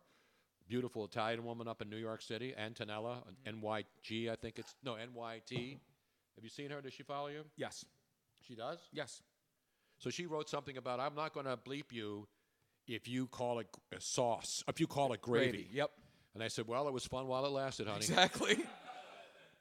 Because I call it gravy. I know there's an argument about if it's brown, it's gravy, and if it's tomato sauce, it's not. It's tomato sauce. Now, a lot of you have heard this story before, but when Tony first brought me here to Philadelphia, when we were working on the national show. She was bound and gagged, but she finally calmed down, and I really. And I met the family, and they invited everybody over for Sunday dinner, and they said, "Do you want gravy on your spaghetti?" And I was like, "Why would I want gravy on my spaghetti? Ew." Good job, Robin. And then it was explained to me that, yes, I did actually want gravy on my spaghetti. You know, some people call it gravy. Old school Italians call it gravy. Medigans call it sauce. That's how I describe it. Medigans call it sauce. You let's just finish the program, man. Let's not get into this right now, Tone. I'm not here to argue. I'm just giving you my knowledge. Oh, I'm here to do exactly that. By right the now. way, I want to thank the fantastic people at Switchboard Live for allowing us to bring you We back on that now? all of the different venues. We are live on Facebook Live, Periscope Live, YouTube Live, and Twitch. And the only way we are able to go live to all those different locations is by utilizing the fantastic cloud production of Switchboard Live, because we send one stream out and they stream out 4 or more of all of your favorite streams. So it is much less bandwidth, and it's the only way that we can do it from all these different locations. Switchboard Live. Yep, Switchboard Live. If you have any kind of production that you would like to be able to stream out easily, contact the fantastic people at Switchboard Live. By the way, the Flyers have scored a shorthanded goal, I believe. Or is it in the power play? It's on the power play. And it's 1-1 in Ottawa against the Ottawa Senators. How about the Flyers opening up and giving up 8 goals at home to the San Jose Shark? They're just a freaking The Sharks sick. are good. I mean, They they're a are team. good, and the Flyers are not. Well, the home opener, they weren't.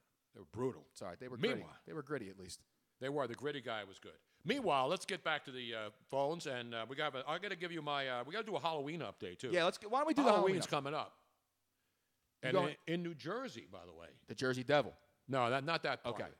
Candy's a big. Now, when we were kids growing up, the big thing used to be, the mean people would put like razor blades in apples. The idiots. The mean out people? there. You mean the psychopaths? Well, Tony? yeah, the psycho. Did Now, it unfortunately, actually ever really happen? Yes. Or it did? It Yeah, wasn't people just were like doing- a, you had a to But then lifestyle? apples became too expensive to buy, so people didn't want to give them to kids. Exactly. Now an apple's like $17 for one apple, so nobody's giving out apples anymore. If you were in Jersey getting a tomato with a switchblade sitting through, you don't want to eat that thing. No, that was a fact, Robin. That's not urban Yeah, legend. there was a big thing where literally there was like an epidemic going on where you had to check the candy. Parents had to literally take all the candy out, unwrap it and everything, and check the candy, make sure there was nothing going on. I did that with my kids. I opened them all, and then I wound up eating it all. And then I said, kids, I just did it for your safety. Right, exactly. The And I'm still local here. hospital, when my kids were little, they allowed you to bring the bag of candy at the end of the night and run it through the X-ray machine.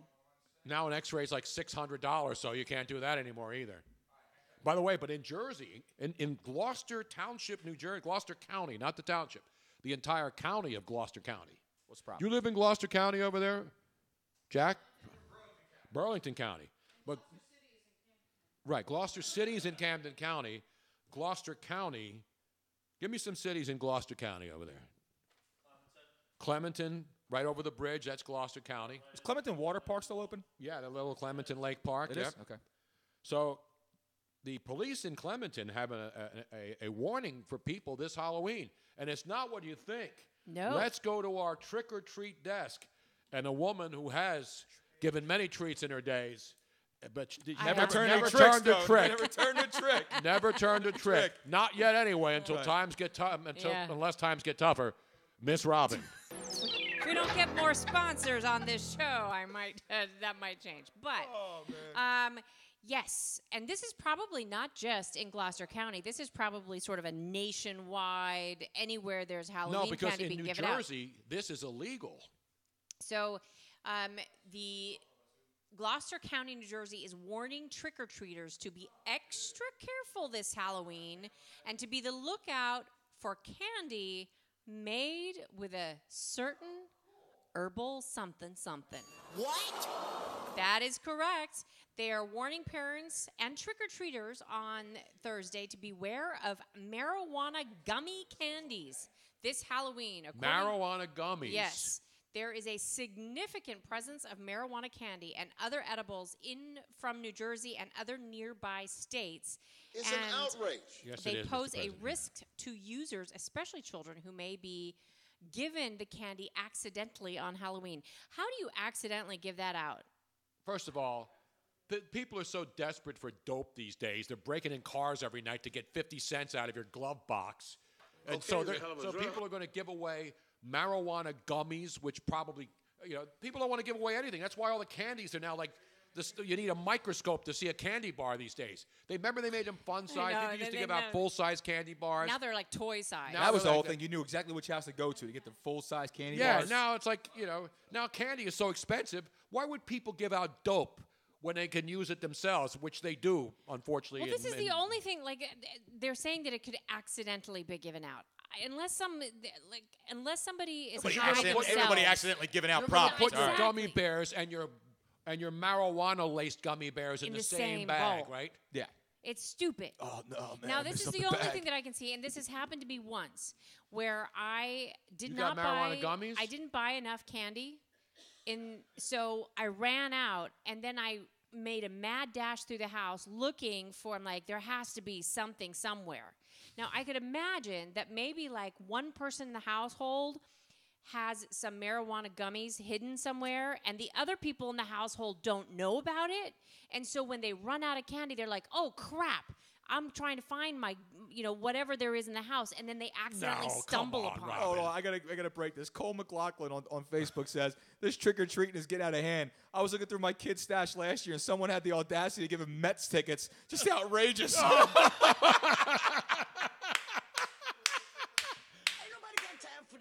Damn right. Oh, that's classic. Wow. And in the month of September, people were giving out Phillies tickets, and nobody wanted to use them. Oh, man, just giving them away. Except Andrea, unfortunately. But anyway, I think it is very, very far-fetched that these gummies could be given out accidentally. You know that they're illegal in New Jersey because there's THC in them. Right. I mean, you can get high off them. This is not just, like a feel-good thing. This is you can definitely get high. Where's and my the bong candy, rip? I can't find it anymore, man. The candy is in lollipop form. It's in gummy candies, and it's also in chocolate. You can have THC chocolate, THC lollipop. Well, I've actually had one of those THC lollipops. You know where it's not illegal, though? Where? In California. THC? Yeah, so why don't we go to California? We go to San Jose, California. Oh, let's go Your out old there. buddy Vasu is on the line, Oh, bro. Vasu. Vasu. Speaking of the Sharks. That's a pretty good segue there, right? Yes, it is. What's going on there, Vasu? That's a really good segue. Thank you. A really good segue, Tony. Thank you, man. That's what I do. I was the one who did it. Oh, Luigi does Hi, it too. Tony. How are you, Tony? How's things? Beautiful, man. Beautiful. So I picked the right day to call, apparently, since you guys are talking about edibles and marijuana, apparently, which I have never done in my life. I've never done However, any. The closest thing I've I done really haven't. is Jack gave me a bottle of this, what's the water called? CBD I drank I that. don't know what water is It was disgusting. CBD water, which is the cannabis, but doesn't have THC in it. And it tastes like dirt. No, it doesn't taste like dirt. It tastes a little bit like oregano infused. It sucks. It doesn't suck. disgusting. Tony, I have no idea what this stuff is. I Like swear if to I'm God, in the I have no Mojave idea what this Desert, stuff is. I guarantee it. if I went to Vegas and was broke and I had to walk back to LA through the Mojave Desert and Death Valley and I had a bottle of that, I'd probably drink it. And then I'd have a rattlesnake. Well, yeah, if you have no and then other I would choice. let a If you have no rattlesnake other finally choice, put me yeah, out of my yeah. misery. Yeah. Go ahead now, Vasu. What's going on, guys? How are you? I haven't talked to you in a long time. How's Beautiful, everything man. out You in didn't the come to East Coast? Minnesota. Is everybody good with the weather and the Eagles and everything else out there? I know, man. I was telling my football picks suck, by the way, this year. I don't know what's wrong with me, man. I've been making my picks at Bet USA Guide. Well, you've been listening to Luigi. That's your I problem. know. He gives me bad picks every week. What are you talking about? I'm giving you stone cold lead pipe you locks. call me for football picks. I'm on fire this year. I don't know what's wrong. I was 1-3. You know the only winner I had last weekend? The Buffalo Bills. I gave you that. No, you didn't. Yes, There I you go. did. You didn't give me Jack. I gave you the Bills. Nothing wrong with that. Bro. Nothing wrong with that. It's ridiculous, man. So I'm getting ready to go to Milwaukee, Wisconsin. I need some of your fabulous listeners to give me some ideas of where to go in Milwaukee on Friday and Saturday. Pfister Hotel is the first place you got to stop, man. Pfister? The Pfister Hotel. What is it? Say that again. The famous Oh, the hotel. Fister It's Hotel haunted, where the by the ghosts way. are? Where the ghosts are? Yes. That's where the ghosts It's are. haunted, and it also was the location for one of the very first and largest furry conventions, right? I don't know about that, but I've been to hi, the Robin, Fister. by the way. How are you, Robin? Hey. It's where the players stay. It's where all the players yeah, stay I know. when The they players go. stay there, the ghosts. I've heard all the stories, yeah. It's a beautiful hotel, too. The Fister, P-S-I-S-T-E-R. Fister? Okay. I didn't I'll even look it kiss up. her, for I'll God's look it sake. up. I'm I've kind never of worried been. about going to Wisconsin being a Bears fan. But I No, think I'll be Milwaukee's a okay great for town. You and got to being a go. Dod- You and got to being a have the Dodgers cheese fan, so I curds. guess I'll be You okay got to either have way. cheese curds. Cheese curds are the thing. And Dude, this hotel is no joke. Cheese telling you, curds. it's great. I'm looking Cheese at it curds right and now. Beer. You know, I've never met a beer I didn't like, Tony. Oh no, it's a great city. It's a great town. I remember I'm being there looking when the forward Brew to it. Crew. I'm I looking remember forward to when- it. I haven't been there in a long time. I'm looking forward to it. I figured who would know better about every city in America besides Tony Bruno? I was there with Harvey's Wall Bangers. Remember that Milwaukee Brewers team? Yeah, of Back course. in the 80s. Harvey's Wall Bangers. and the Tony, Brew I Crew. wish you guys were in California when I turned 50. I invited everybody because I don't know who's going to be around for 100. So I think you guys remember that back in May. So I just figured I'd throw out invites to everybody to see who showed up. It turned out our friend Mark Purdy showed up at my birthday party, which I was totally shocked by. I know. We haven't seen you since when? Super Bowl in San Francisco. Was Well, it I that haven't seen long you since ago? Super Bowl, I guess. Yeah. Super Bowl. I mean, we've talked since then, but I haven't seen you since Super Bowl week here. Wow. That's unbelievable. Hey, does that mean I get an invite to Atlanta this year? I don't know if we're going to Because go to I'm the Super calling Bowl you in in advance Atlanta. to beg I want you to on go. the air to give me an invite. I've never been to Atlanta. Should we go to Atlanta for I the think Super we got to Bowl? go to Atlanta for Yes. Super Or Bowl. should I end my streak at 29 Super Bowls? No. No, I think you No, cap it at no. 30. No, you got to get Thank you, 30. You got to get 30 because this year, since you guys were so nice to me in my own town of San Francisco, I'm gonna have to come out to Atlanta and take care of you guys for once.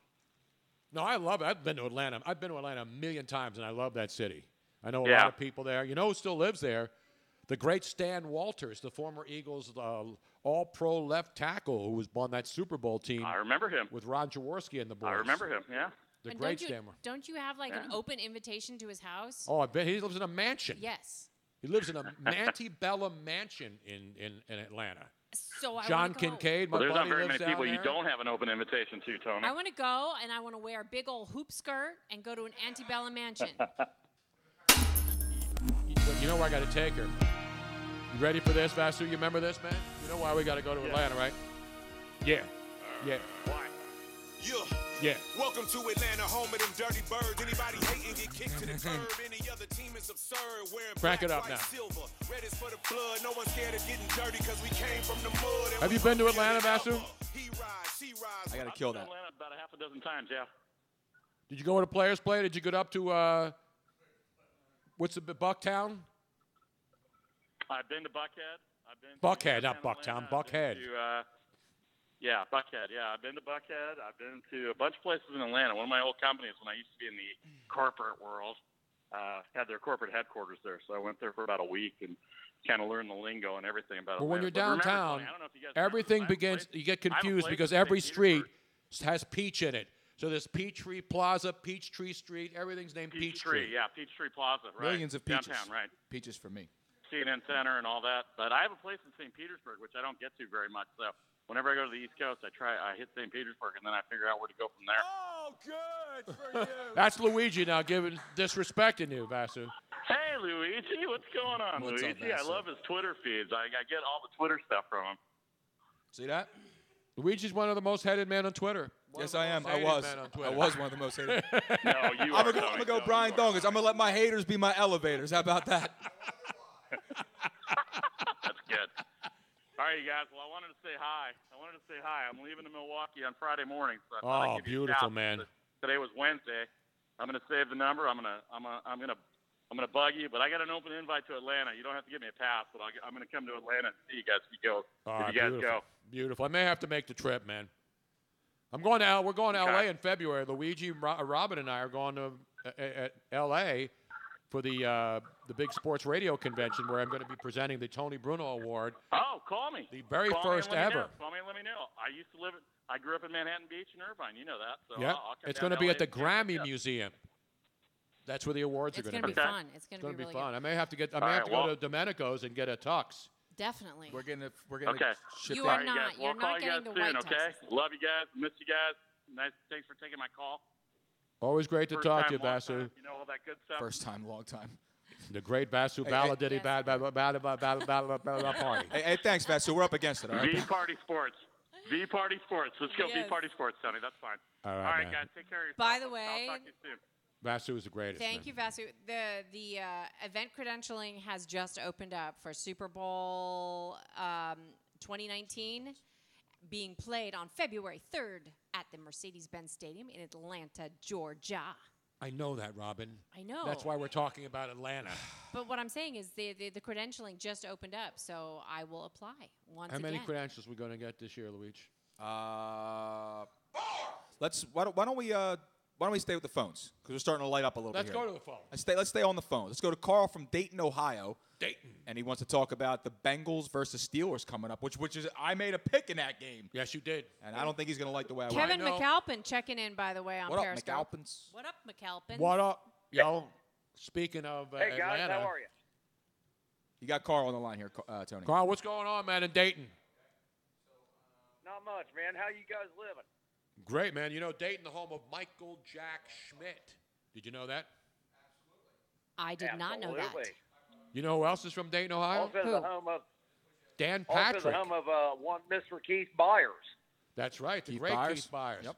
Dan Patrick's from Dayton, Ohio, Which too. Dan Patrick? The politician Dan Patrick? No, or the Yep, sports? the Dan Patrick. The Dan That's Patrick. right. I catch Keith's show every Monday here locally on the ESPN affiliate. Beautiful.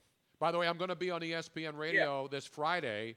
No, I taped it already because it's the 20th anniversary of the ESPN morning show. Started with me and Mike Golick 20 years ago this week. And so Mike's in Chicago with his partner now. What's the guy's name? I'm kidding. Trey Wingo. Yeah, Trey Wingo. With Trey Wingo, and they asked me to record something to relive the great glory days of 20 years ago actually, at ESPN. Christine Golick, Mike's wife, Christine Golick she hit me up on hit Twitter. you up. Great lady. And I remember when Golick's kids were little youngins when we started that show. Now they're all grown up, out of college, They married. growed up. What's going on in Dayton tonight, now, man? Congratulations on that. Thanks, Tony. man. Hey, I wanted to get your guys' perspective. I won't keep this long, but Bengals are looking good. They find a way to pull it out at the end. Defense is doing things that I don't think have been done since probably '88. No, they're playing well, Pittsburgh man. looks like a train wreck. Guys, what's your take on this matchup? And then following that, we've got KC and Cincinnati on the flex next another week from Sunday. Do we go out to KC and possibly lay down a C-Town beatdown? I don't know about that. I mean, last week everybody was salivating about the Jacksonville Jaguars were the best defense that the Chiefs are going to see, and I got sucked in, and I love Pat Mahomes since the first day I met him 2.5 years ago. So, I mean, we knew this kid was going to be special. Not this good, but you knew he had a great arm. But Andy Reid has got to get a lot of credit for Pat Mahomes.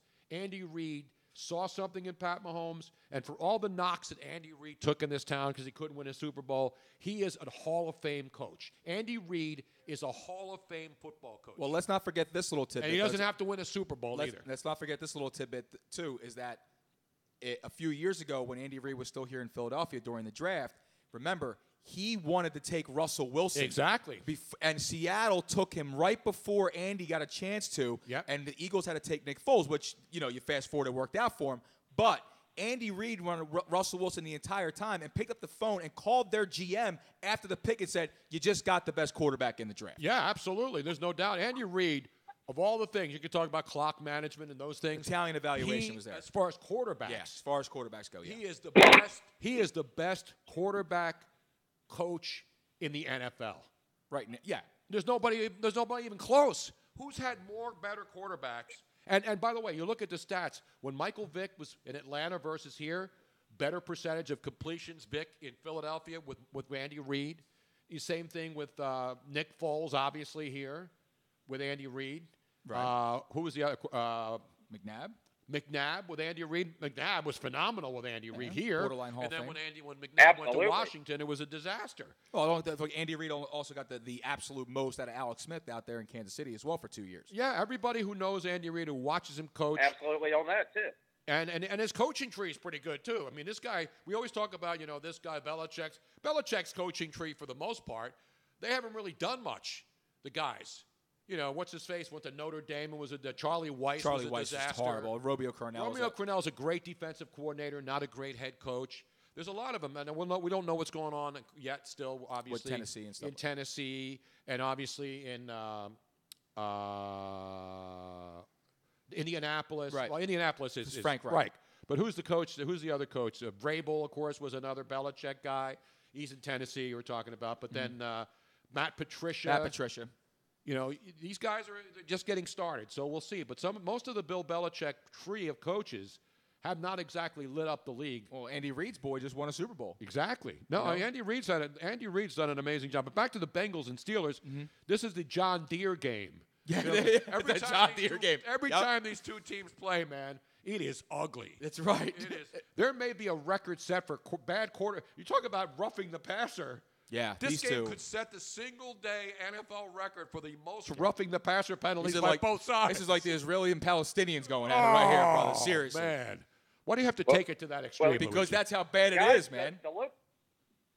The local talking heads around here are saying if Vontez Burfict can keep his head screwed on right and just simply play a solid 60, that we win this game, and that's the ultimate revenge. And forget Juju Smith-Schuster. If we get the win, that ought to be a prize enough right there.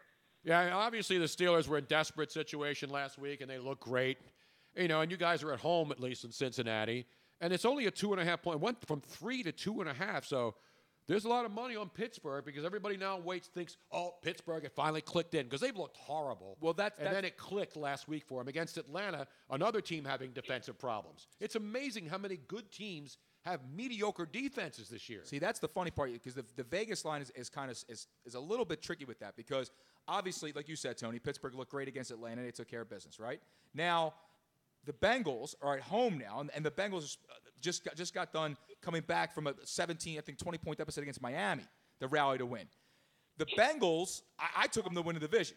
But I think that Vegas is trying to sucker people in a little bit on the Pittsburgh notion that they've, like you said, righted the ship, and they can go in there and take care of business against the Bengals. It's a short line at 2.5, but it's kind of scary to me if you're a Bengals fan and why Pittsburgh is being favored on the road with the Bengals actually, being a pretty damn good team this year. No, I agree. I don't understand. That's because that's where the money goes. I mean, the money's going on the Steelers. But the Bengals are pretty healthy too. I mean, they just got Joe Mixon back as well.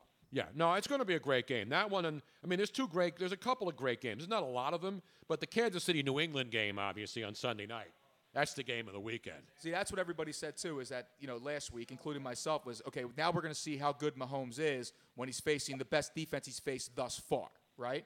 On paper, the Jacksonville Jaguars. And they tore it, and they didn't even have to throw a touchdown pass. Well, they just walked up and down the field against Jacksonville. And the Kansas City defense actually showed up, which was strange for once, because they actually showed up.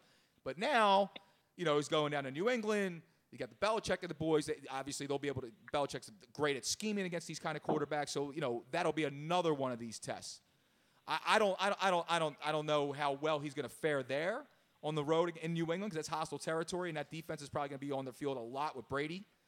So we'll wait and see with that. I don't know about the Bengals putting a beat down on Kansas City. Now, we're not giving out, Luigi has his own show where he's giving out all of his picks. Tony actually is not going to give out any of his picks tonight because tomorrow he releases all of his picks now. They will be simultaneously posted on his website, TonyBrunoShow.com, and on USBetGuide.com. US Bet Guide, and of course, Bet Sugar House, PlaySugarHouse.com. Right. PlaySugarHouse.com. And this is so that you can get in on the game no matter where you are in the United States. You can access that information. But if you want to bet, you physically have to be in New Jersey. And that's going to change very soon. Very soon. That's going to So set up change your soon. account. But the really cool thing about it is if you use the code Bruno, BRUNO, On your when first you deposit. sign, then you will be matched up to $250. On your very first deposit. So that's pretty freaking fantastic. And by the way, did you see that the state of Delaware in its first month of gambling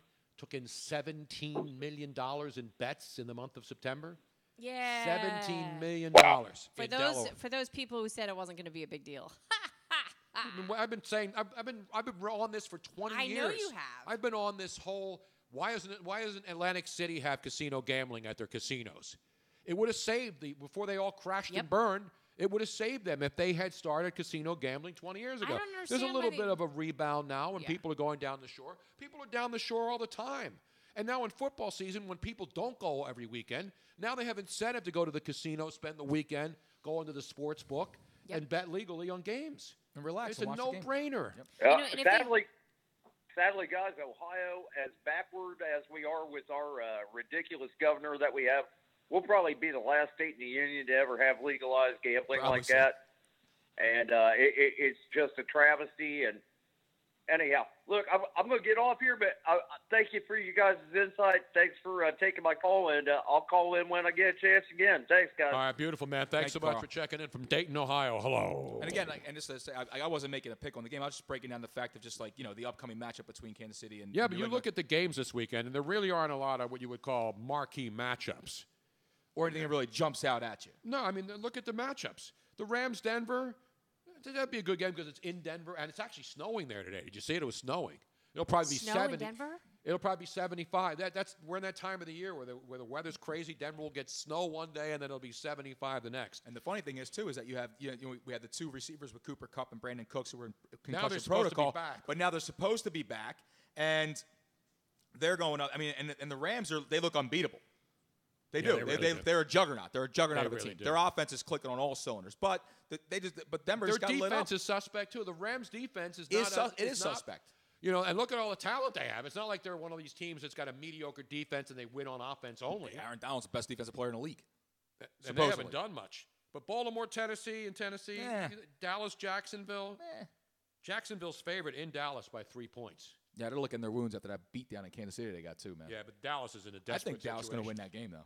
I think So Dallas we is still gonna haven't heard from anybody down in the Panhandle area, which is because they're concern- probably worried about they're the bunkered in right there. electricity Jim and- Cantor. Right, They're which worried is about my Jim point, Cantor. is that it's somewhat concerning because that means that people really don't have electricity down there. They don't have access to phones.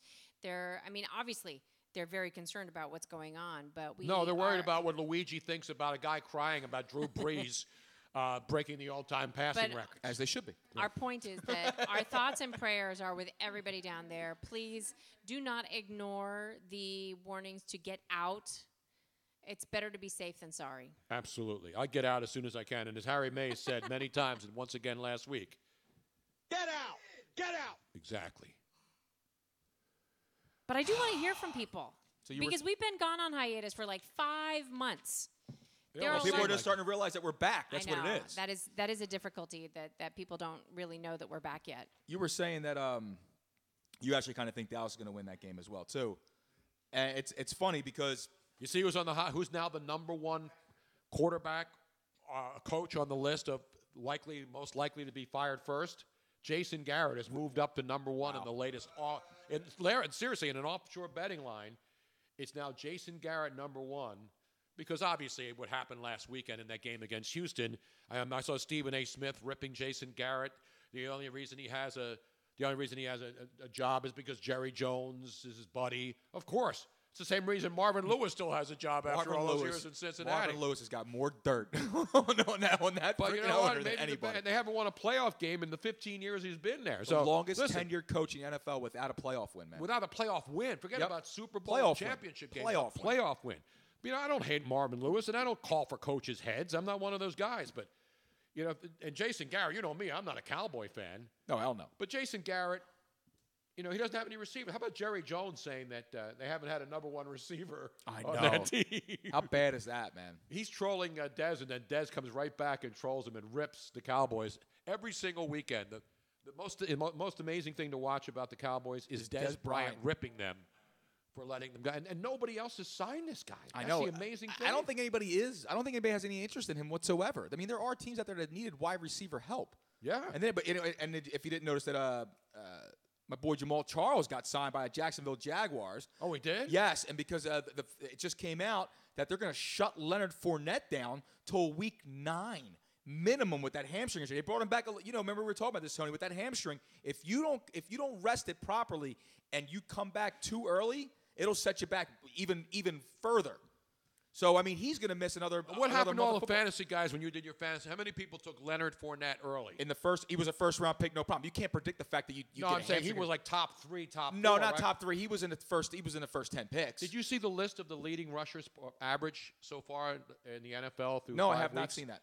It's like Matt Breida, who got hurt last week. It's guys like Matt Breida. Oh, the leading rushers in the NFL. On yards per carry. Oh, yards per. I think James Conner's up there. Yeah, it's like nobody who was on anybody's fantasy draft. It's like what's his face with the Jets last weekend? Had a big Isaiah Crowell. Isaiah Crowell, who had 220 something yards for the Jets. None of the fantasy guys are in the top 5 of yards per carry. You know who else is in that list? And he gets ripped as a guy who's not a good. Wendell Smallwood averages more yards per carry than a lot of the so-called star running backs in the NFL. Well, actually, it's right here. The number 1 rusher in the NFL right now is. No, these are just per carry. There's a list of the top 5 guys who are the leading rushers per carry, and it's yards per average. Okay. Yeah, average yards per carry. All right, I saw that on Twitter. I retweeted it earlier today, but I didn't write the names down. But I knew Matt Breida of the Niners was number 1 on that list. So there you have it. By the way, if you want to travel tomorrow, Singapore Airlines, Robin, we should book this. Where are we going? It's going to fly from Singapore to New York and then back from New York. But Singapore Airlines will be launching its first ever Airbus 350-900 ULR. It's the new Airbus. ULR, no, not URL. No, ULR. Thank you. Ultra long range. Ultra long range. This plane will be the plane that can fly the farthest without stopping. Non-stop flight. It'll be the longest non-stop flight. Singapore to New York, 19 hours in the air without refueling. 11,160 miles. Wow. That flight. And it's not like it's a huge plane. So it's not one of these like super airliners. It only has 67 business class seats and 94 premium economy seats. Wow. But it's luxury. There's no like a. Well, Singapore Airlines does it right. I mean, if anybody has ever been on Singapore Airlines, when you first board the plane, I don't know if they still do this because frankly, it's been a while since I've been on Singapore. But they used to. If you throw gum in there, they actually cane you right on the flight. They used to greet you at the door in full. Forget the in-flight movie, get in-flight ass whooping. Like, that's what you get. All the flight attendants would wear the full long traditional Singapore gowns with the poofy sleeves, and every single one of them were drop dead beautiful. And their food was fantastic. Everything service was bar none. So Singapore Airlines is definitely the way to go. And I've been to Singapore several times. I've been to that area in Asia quite a bit, but I've never been a nonstop flight. I have been to Hawaii. Usually you have to stop at least somewhere. Have you ever been on an airplane for 19 straight hours? Ain't nobody got time for that. Well, I had the longest I've been on an airplane straight is I think 16 hours. That's a lot. 15 or 16 hours. No, yeah. I've traveled in the United States in 16 hours because you have to connect and then sit in an airport for 5 hours. This was going to you have the to be. Philippines I'm talking. and stuff, I'm talking about international travel. That's the longest flight. Yeah, that's nonstop flight now in existence. That is a long ass flight, man. It goes this Airbus 350-900 ULR can go 2,000 miles farther without refueling than the A350, the regular one that was the. And you know how many of these Airbus 350-900 ULRs they've ordered at Singapore Airlines? How many? 67 of them. Oh, they're booked They've early. ordered 67. And the Flyers have scored to tie the game. It's 2-2 in Ottawa. We got a barn burner tonight. International, huh? So now they fly into New York, right? It's New York to Singapore nonstop. Yes. But and then, could they fly to Florida? That's right where I was going with that, Robin. I was going to ask how long. I mean, it can stay in the air for that long. How long does it take them to get to? Down to Florida. Oh, we haven't heard this in a while. I know. I was actually looking at the Jacksonville newspaper today. If you want to see the weirdest collection of crazy Florida stories, go to the Jacksonville newspaper. Go to the Jacksonville newspaper. My buddy lives in Jacksonville. He's crazy. Serious. I've never seen as many crazy stories, but Miss Robin hopefully will have one of those for us here tonight for your dining, dancing, and podcasting pleasure. Speaking of Jacksonville. Oh, this is from Jacksonville? Oh, wow. How about that, Tony? Did Blake Bortles get intercepted? Well, let's just say that if you happen to be in Jacksonville, be forewarned that if you go to a Jacksonville gas station, do not, I repeat, do not have the sushi. Use their microwaves to warm up any of your food, because Parul Patel says, the owner of a Jacksonville gas station, said that he is sick and tired of people walking into his BP gas station on the fly convenience store to warm their containers of urine.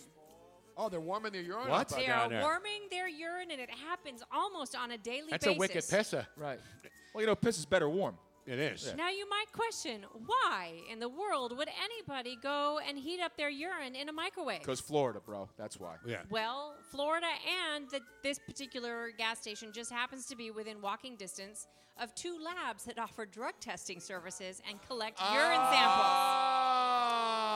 Oh, it's gotta be body temperature. Yes. Because it's already bad enough people that warm up seafood in the freaking microwave. It's a piss stain, bro. So people warm up their urine to pass a drug? Yeah, because it's got to be body temperature. It has to be body. So the people, Please they set that walk on over to the little microwave and they say, hey, this is handy.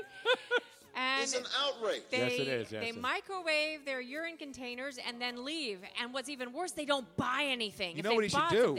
You know what he should do? He can make a killing off of this. Well, you put a coin-operated microwave in there, and you charge him $1 just for urine. Yeah. Just for urine. And then he should have 2 microwaves. Well, he hasn't thought of that yet. Got a drug test? You're in luck. Oh! Boom! And you just put $1 in there, and it just goes. And it's a very sanitary thing. Okay. Right? Yeah. You're in luck, and if you're in luck, only $1. Boom! Warm up your urine. Pass your test. That's very smart. Maybe you should go down and just say. What's his name? Patel? Yeah, Patel. Patel. If Indian guy named Patel Patel. is That's listening, this is a great idea. One of my favorite doctors was Dr. What Patel. he has done instead is that he finally had it, and he said a woman became aggressive a few months ago when he asked her not to warm up urine. He said that it was disgusting because people actually warm their food up in there. That's why you get a separate microwave. And she said that she didn't see a sign that said it's not for that purpose. See? So he actually made one, and here it is. It says, only for food use. Do not warm urine. I got to be honest with you, man. I like your idea better. I got to go with the Floridians on this one. I got Yes. to plead ignorance. They got to plead ignorance on this. This is Patel's fault. Things got to be clearly marked. No, you got to have. You're absolutely right. You have a separate one, and you say, if you're going to put P in there, right? Just $1. Give me $1. That's it. $1. $1. What? $1. That's it. We have one person that was thrown out trying to go in there and warm up his urine. We have tape. I am pissed off. Oh, he's pissed on actually later on. But seriously, he's turned away so much money. I mean, how many people are coming to store to do this, right? I know. There's probably got to be at least hundreds a month. But I don't get it. So when you go, because I haven't had a urine test in a long time because I'm a clean living man.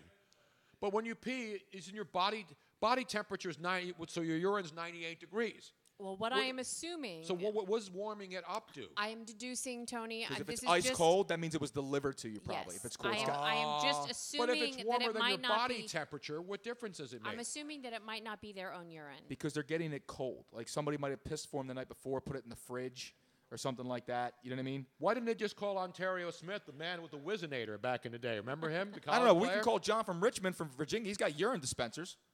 Let's go to John from Richmond. John, you have urine dispensers for sale or I rent? don't know. No, he's not. He's on line 3. How are you, sir? John, do you rent or lease urine dispensers for drug testing? I'm not sure renting would be the best idea, my friend. Well, why buy when you can rent as long urine? as you go Wait. first. A urine dispenser, meaning that you put coins into something and it gives you urine? No. He's selling urine. Yes. So No, let him it's explain. It's a fake phallic device you tape to yourself. so that when the person comes in and watches you Oh, that do your one. thing. Yeah, you wrap it to the leg kind of a thing. That's the Whizzinator. Remember Ontario Yeah. Smith? Yes. There was a college football player named Ontario Smith who did that and got caught with one Former of these Tennessee devices. It was the Whizzinator, they called it. So Nobody beats the because whiz. No. because in a Correct. lot of these drug tests, somebody actually watches you go pee, right? Like they stand behind you and make sure that it's looking like No, you're they don't- doing. they're not allowed to do that yes, anymore. Yes, they they are. do. Some people have to watch. Yeah. Absolutely, 100%. Yeah, but you're talking They about have like to watch you. Yeah, but you're Yes. talking about a lot of criminals and things like that, though. Yes. Yeah, so but when I go and when I pee in a cup and I put it in a No. little door, the there's nobody average- watching the me. average person does not need to, although it depends on what type of test or the reason why you're getting It's a a test. standard blood and urine test. Yeah, but They're not if watching you. But if depending on what you are getting the it's for test work, for, drug, if it's yeah. for, then you sometimes do have to be watched. And so what they'll do then, Sometimes I they get just it ask now, to is watch that just for fun. yeah, you You know know. what I mean? Just for fun. They pay I ask them to watch. They pay extra for that. But then you have to have one of these dispensers so that it looks like you're actually peeing. How about my great Ontario Smith Whizzinator knowledge right there? That is really Do good. you remember that? That's an odd drop. He was at Tennessee and then dismissed and went to Oregon. if Yeah, I've he got went to it right. Oregon, right. Now, John. And then spent a little time in the league, but I don't know where he got caught with the fake Wong, as it is. Fake. Now, John, Or work. what kind of dispenser would you be able to give for a female? Like if a female has to, because females have to have that too, right? There are no genders, so I can't really speak to that. What if you're gender X now, which is now legal in New York? You know, and you can put X down on your birth certificate if you don't want to declare your child male or female to be determined later. But I think a urine dispenser, you actually have to be able. I mean, it looks like a penis, right? So how? That's is why it- it's called the Whizzinator. Correct. Yeah. So for a female, The for how would a female do Oh, that? dear. I'm trying to I picture think this. you have an easier, maybe you have an easier way to hide it as a female, so to speak. I mean, yeah. Oh, that would be really male is uncomfortable. kind of. This is getting really bad. Yeah, a bit now. more No, obvious. it's not. It's This is getting- the kind of stuff people talk about. Yeah. Yes. This is real talk. It was the first thing I had to call about. I've been listening the last 2 times. This is the only thing I could think of to call about was fake. It's important. These are the important things that family matter. devices. This is These actually are getting very down to the important. business, all right? More people care about beating drug tests than they care I was gonna say about, about what beating bookies. They're worried about beating drug tests. they're That's what they're beating worried drug about. tests than they are about the Supreme Court, for God's sake. Because chances Well, are hey, the Supreme Tony, Court's never before going to I deal jump with your off, drug test. Tony, before I jump off, I want to apologize for ripping Luigi about his sleeveless shirt. His arms look fantastic. Good Thank job. you. Thank you, man. Thank you, yeah. buddy. Thank He's too white, though. If you're going to get jacked, you got to get some color. You can't be pasty white and be all ripped up. I'm so white, I just went out and bought a Prius. That's how white, Oh, that's how white I am. That's how white I am. The problem is that I've been stuck in. I've been working so much, and Robin knows. I've gone to You the run beach. all the time. Take your damn shirt off when you run. Nah, see, I'm not one of those jabronis who go out there run. I don't need the attention. I'm just there to run, man. That's It's it. not about the attention. It's about the freaking sun. I know. I need. I some, went to Maryland for a couple hours on Sunday, right? We're outside Sunday. Nice day in Maryland, picking chestnuts from the chestnut tree. I come back, I'm all tan. Can and you I was believe- outside. Was I for don't like an get hour. tan. I got to be out there for a What certain kind of an amount of time. Italian are you? Not a good one. That's the Speaking problem. of castañas, Yeah. how Chestnuts. many chestnuts, aka castañas? How many people do not know what an actual chestnut tree looks like and the pods that fall off of it and what is required to get a chestnut? Now, see, it's amazing how many people do not know. We shot a video. We did it live from Maryland down there in. What's actually really at your son AJ's house? What's Yeah. really cool is that like I knew they grew in the tree, and I knew they grew in something, but I never physically saw what that something was. They're and the when you seeds. The see it- chestnuts are the seeds. Like a lot of nuts are actually the seeds. but of they a fruit. come in this like little sea urchin Yeah, it's basket all- kind it's- of thing. It's really cool looking. And Robin's got this really cool technique on how to open up because they're prickly, like a porcupine, right? They No, can I'm hurt sure you. the people who pick. Yeah. I'm sure the people who pick them professionally have yeah, I'm sure. gloves and they break them open. But as a they kid- look like They look like little green sea urchins. sea urchins, but they're green, and then they become brown, and then they fall from the tree naturally when they ripen. They can, yeah. And there's a ton of them all over the ground.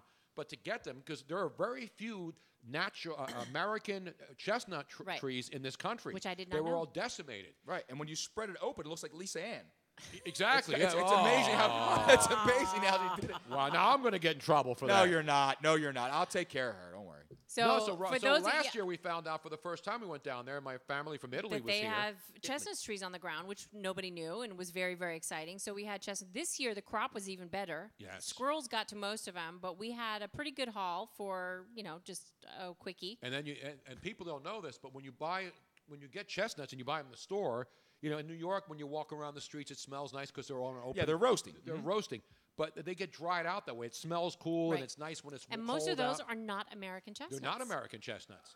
But all you do is you just make a little slit in them, and you put them in the microwave for a minute, and they're moist, and they're really, really good. They are fantastic. Really, really good. And they're so expensive, and they're expensive because there aren't that many trees. And they're hard to harvest. Unless you're an expert harvester. If you've seen the video, Robin's posted it, how to pick chestnuts and how to find chestnuts and open the shells and get them. I spread them really good. She spreads them with her feet. I She says, spread get those- down and spread them. And they get down there right away. Boom! Tony. Exactly. Tony dropped his nuts. I had to I pick dropped them them. up, No, you know what I did? I did like they do in foreign countries. So I didn't have any pockets in my pants. So I lifted my T-shirt up, and I'm carrying all these chestnuts. I look like a grandmother from Italy. I had like 50 chestnuts in my shirt.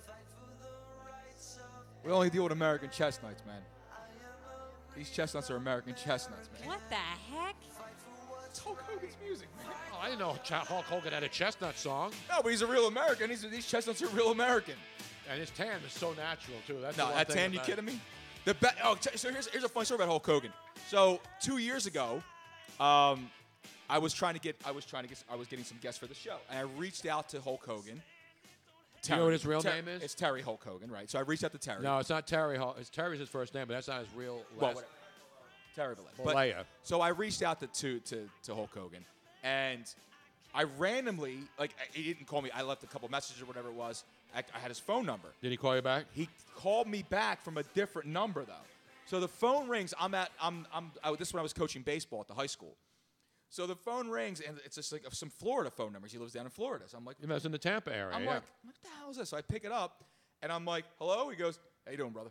I'm like, Terry? He's like, yeah. I was like, I'm on the phone with Hulk Hogan for like 15 minutes. It was freaking crazy. It was during when his book came out and everything like that. Oh, we need to call him But back. I tried to get him on, but it was also when his book came out, there was also this stuff going on with the trial. know, yeah, so I asked him about coming on, and he said, I'd really like to, kind of a thing. He's like, but the publicist has been saying not to really do too much and all this other stuff. He said, but tell Tony I said hello and all this other crap. And I was like, all right, cool. But it was just kind of funny to say, how you doing, brother? I'm like, I just talked to Hulk Hogan. It's awesome. Dude. Were you crying like the guy was crying at Drew Nope, Brees? I wasn't crying. Did you get emotional? Nope. Wasn't crying at all. Did you get a little tingly sensation in the nether regions? Absolutely not. Were your loins stirring at all? Were your chestnuts prickly? Where's my drops from my needle? People are saying that you need a tan. I do need a tan. It's a disgrace. It is. You know I got a call? You know I got a call for a tan? I got to call Susie Selleck. I don't think she's doing that anymore. I think she still is involved with the spray tan. Well, people she now. is involved, but they on you need a South tan Broad Street tan. between Snyder and Oregon, there's like 15 I tanning can't go salons. tanning because once I start tanning, I already go to the gym. Laundry's next, and then I'm going to be one of those schifozos from the Jersey That's Shore. true. Tony, Don't I can't encourage do that, that. man. And Don't you'll go to encourage jail. You can't One have of the dudes that. went to jail. Yeah, Did you see Mike that? for tax evasion. Yeah. Mike Sorrentino, is Yeah. that his name? Was he the situation? Yeah, he was a situation. He got into a couple. Yeah, he's got a situations. good situation there. His situation will be don't drop the soap, Mike. Hey, Mike, did you drop the light boy? I will get a tan, but the problem is that it's difficult now. You need some vitamin K. We need to go to Florida. Screw That's it. what I We just need. did. Well, But we really need to We go get to our Florida. pee warmed up in the wintertime. well, what I'm doing, I'm already planning a trip. I'm actually planning an actual vacation. You are? I am planning a vacation. You going on a honeymoon I'm going with Doug? No, I'm not going to Doug's honeymoon. I'm going somewhere with sun. Doug is not going to be getting any vitamin K when he No, goes he to won't. Ireland and England. Be getting plenty of vitamin D though. You know what I'm saying? Like that. So, I'm going to an island. An island? I'm going to an island. I'm going somewhere. Yeah, I'm going somewhere in a nice island. But Hog first- Island? It's but I'm always doing, there. Have you I'm been gonna to do Hog it. Island? But I'm going to do it right at the tail end of February because we're already planning. I'm already going to LA on my own dime to go see you, right? To go celebrate your award given away. And I didn't know Super Bowl was kind of up in the air, so I didn't know what was going on with that. But I was planning right after February when the weather's still cold here and the snow's on the ground. We're going to touch down from LA and scoot right on out to the island. That's what I'm doing. So that's where I'll get my tan. I like that. Yep. I like that What idea. island? You're going to the Big Island? No. Not the Big Island. Come on, I want to lay you. Come on, I want to lay you. You want a licky dicky? I kind of like That's a a poke. smaller island. I kind of like a poke. Hey, guess what? What? Time's We have up. reached the end of the No! program, ladies and gentlemen. I know time No! flies when you're having fun and when you are surrounded by great people, and hopefully. Some bullshit. I know. bullshit. Who's It is cruising, man, huh? bullshit. That was fun, man. It's always fun. And don't forget this weekend the block party here at Moonshine. 1825 East Moyamensing Avenue. Yes, it'll be a lot of fun, and it'll be a great charity event. You know who's going to be here as he was last year? Big Rube. Big Ruben's fried chicken Well, will be Big served. Rube is here every Wednesday night. For Yeah. those of you who actually want to come and participate and view the show live, you are always welcome down at Moonshine every single Wednesday from 7 to 9 p.m., which coincides with Big Rube's fried chicken Wednesday nights Yeah. at Moonshine as well. Right next so door, he's frying up the on chicken. top of their fantastic menu already, Yes. they also have Big Rube's fried chicken available. And seriously, if you haven't had it yet, you need to try it. It's awesome. I was outside right during the intermission, and he was serving it up to Outside. some of the patrons outside, dining al fresco. Dude. Oh. I know. Dude. It That's is I hate with the Tony Bruno. Bruh. Seriously. It's fantastic. It was It is. incredible. So I knew him when he was just a photographer. I would love to see when we were doing the remotes on a regular basis at the Comedy Sports Place, we would regularly have 50 to 100 people there every single night, every single week. And this is the same situation. It's not quite as large of a space, but we can still accommodate a lot of people, great food, great drinks, and it's just great fun to be able to be here with everybody. So hopefully Absolutely. people will start realizing that we're available again. Exactly. They got parking down there at Moonshine, Aaron Cohen? Yes, they do have parking. They have designated parking for Moonshine right there at the lot, man. Yeah, right down the street. There's a lot. It's Street much parking. easier to get to than where we live. There's more parking than on Sometimes single. we leave our car at our house and walk down here. So now you yourself, Tony, and Robin now, you've got back-to-back weeks for shows. 2 weeks in a row. You look rejuvenated. You sound good, man. The voice sounds like the pipes sound good. Even Robin sounds good too. You sound like you're having fun. Like you're back to the old swing. You know what I mean? You got back So into spare the me the phony outrage. I'm sparing you the phony outrage. Well, you know what? You know what's good is that our kitchen is almost done. We're almost going to be back to a normal house, which is going to be freaking amazing. I have a dishwasher for the first time in over 2 years, which is Goodness gracious! Well, you've been a dishwasher your entire life. You just never knew. No, actually, Tony usually was the dishwasher, so I he's hate happy. doing dishes. I don't mind. I like doing dishes. He's happy, but also there's a lot of things that are happening. Harry and Tony being back together again last week was so much fun. Harry wants to absolutely do something. People are clamoring to hear good radio again, and they're realizing that they can't get it on terrestrial radio, so they're finding it on podcasting. So we're going to figure out something where everybody's going to be happy. A lot of people after that show were chiming in saying that the vibe. Just the vibe, but the whole feel of everything, the camaraderie, There were people with some tears in their eyes too. There was. There were the people here at Moonshine, Yeah. trying. Like, what is this podcast ever going to end? No, it was a lot of fun, man. We want to thank everybody tonight, of and course. Baldy was going to be on the show Yes. tonight, but he had a hot date. He had a hot date, yeah. Yeah, which I don't blame him. And tomorrow night there's a Thursday night football game, so he had to get ready. He might come by He had next to do week. some film study and make some new films while he was there at the same time. Nobody breaks down football films like Brian Baldinger. Nobody. And don't forget Sky Energy. Luigi, next week you're going to have your first Sky. I will. Bruno's Blue Skies. Yes, we're tweaking your. We're tweaking the formula. This is an original drink. The one thing about Sky Energy drink, unlike the other ones, this is non-cloned. Like Red Bull was the first. Right. Then there were all the other ones are the exact same thing. And everywhere you go, you can have a Red Bull vodka, Red Bull vodka, Right. Red Bull. The difference with Sky is it's unique and it's non-cloned. So it doesn't use the same Right. formulas, not the same ingredients. This has B vitamins in it. And Sky Energy is actually working with us to make your signature drink, and they know that you love vodka, and they know that you love cran vodkas or vodka crans, excuse me. So we're tweaking your energy drink, your. It's like a Bruno's science lab here. Yeah, It's like Bruno's we do Blue everything. Sky. We to talk about urine. make We it talk about exactly right. all the important things that are. This is like chemistry class. Yes. It's like you learn on this show. And I'm so excited. I mean, like, we're gonna be working with when they have the glow in the dark sky energy. That's gonna be fun. Foam party. The- We'll do a foam party. It's We'll fantastic. do a blacklight party. And we'll do it live all the time. We'll do it live. No, we will not be having a urine in the dark. Now, room, if right? you drink the glow in the dark sky energy, does that mean that your pee glows in the dark too? I don't know, but We'll I'm find out. gonna get a microwave because if you got a drug test, you're in luck. I'll tell you that because I'm going to use my microwave. We're going to start our own You're in luck business. You're in luck. I have a microwave now. Yeah. Now that I have the new microwave, I have a spare microwave. We could have that We to should be set up a designated. side See the business. genius that just comes out of this Boom. podcast? Yes, That's what happens. Just think of that. Yeah. Go to where near a drug testing facility. Stand outside. You're in luck. You're in luck. You know how like they always have bail bonds near courtrooms? You know what we could do? You get one of those Yeah, every time you go near a courtroom, there's always a bail bond Yes. joint Tony, right next you door. get one of those hot dog carts, right? And you get the water set at the perfect temperature. Yes. And you have the little tubes just floating. Yes. You're in luck. Boom. Grab it and go. Boom. Boom. And also, we'll be a notary republic too. Not republic, notary republic. We'll notarize And falafel. and falafels. And And falafels. But we'll have clean hands so we can wash our hands at least.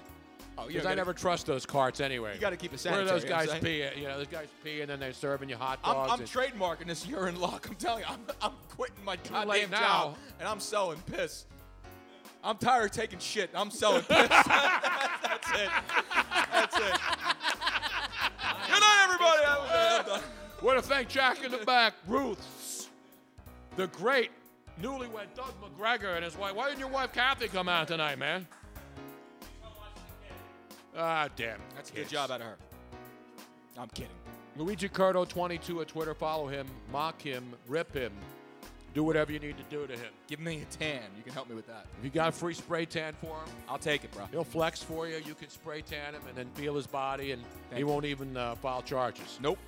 Miss Robin Austin on Twitter, at Miss Robin Austin, at Tony Bruno Show. Thanks for joining us. We'll see you next week, next Wednesday night, right here at Moonshine Philly.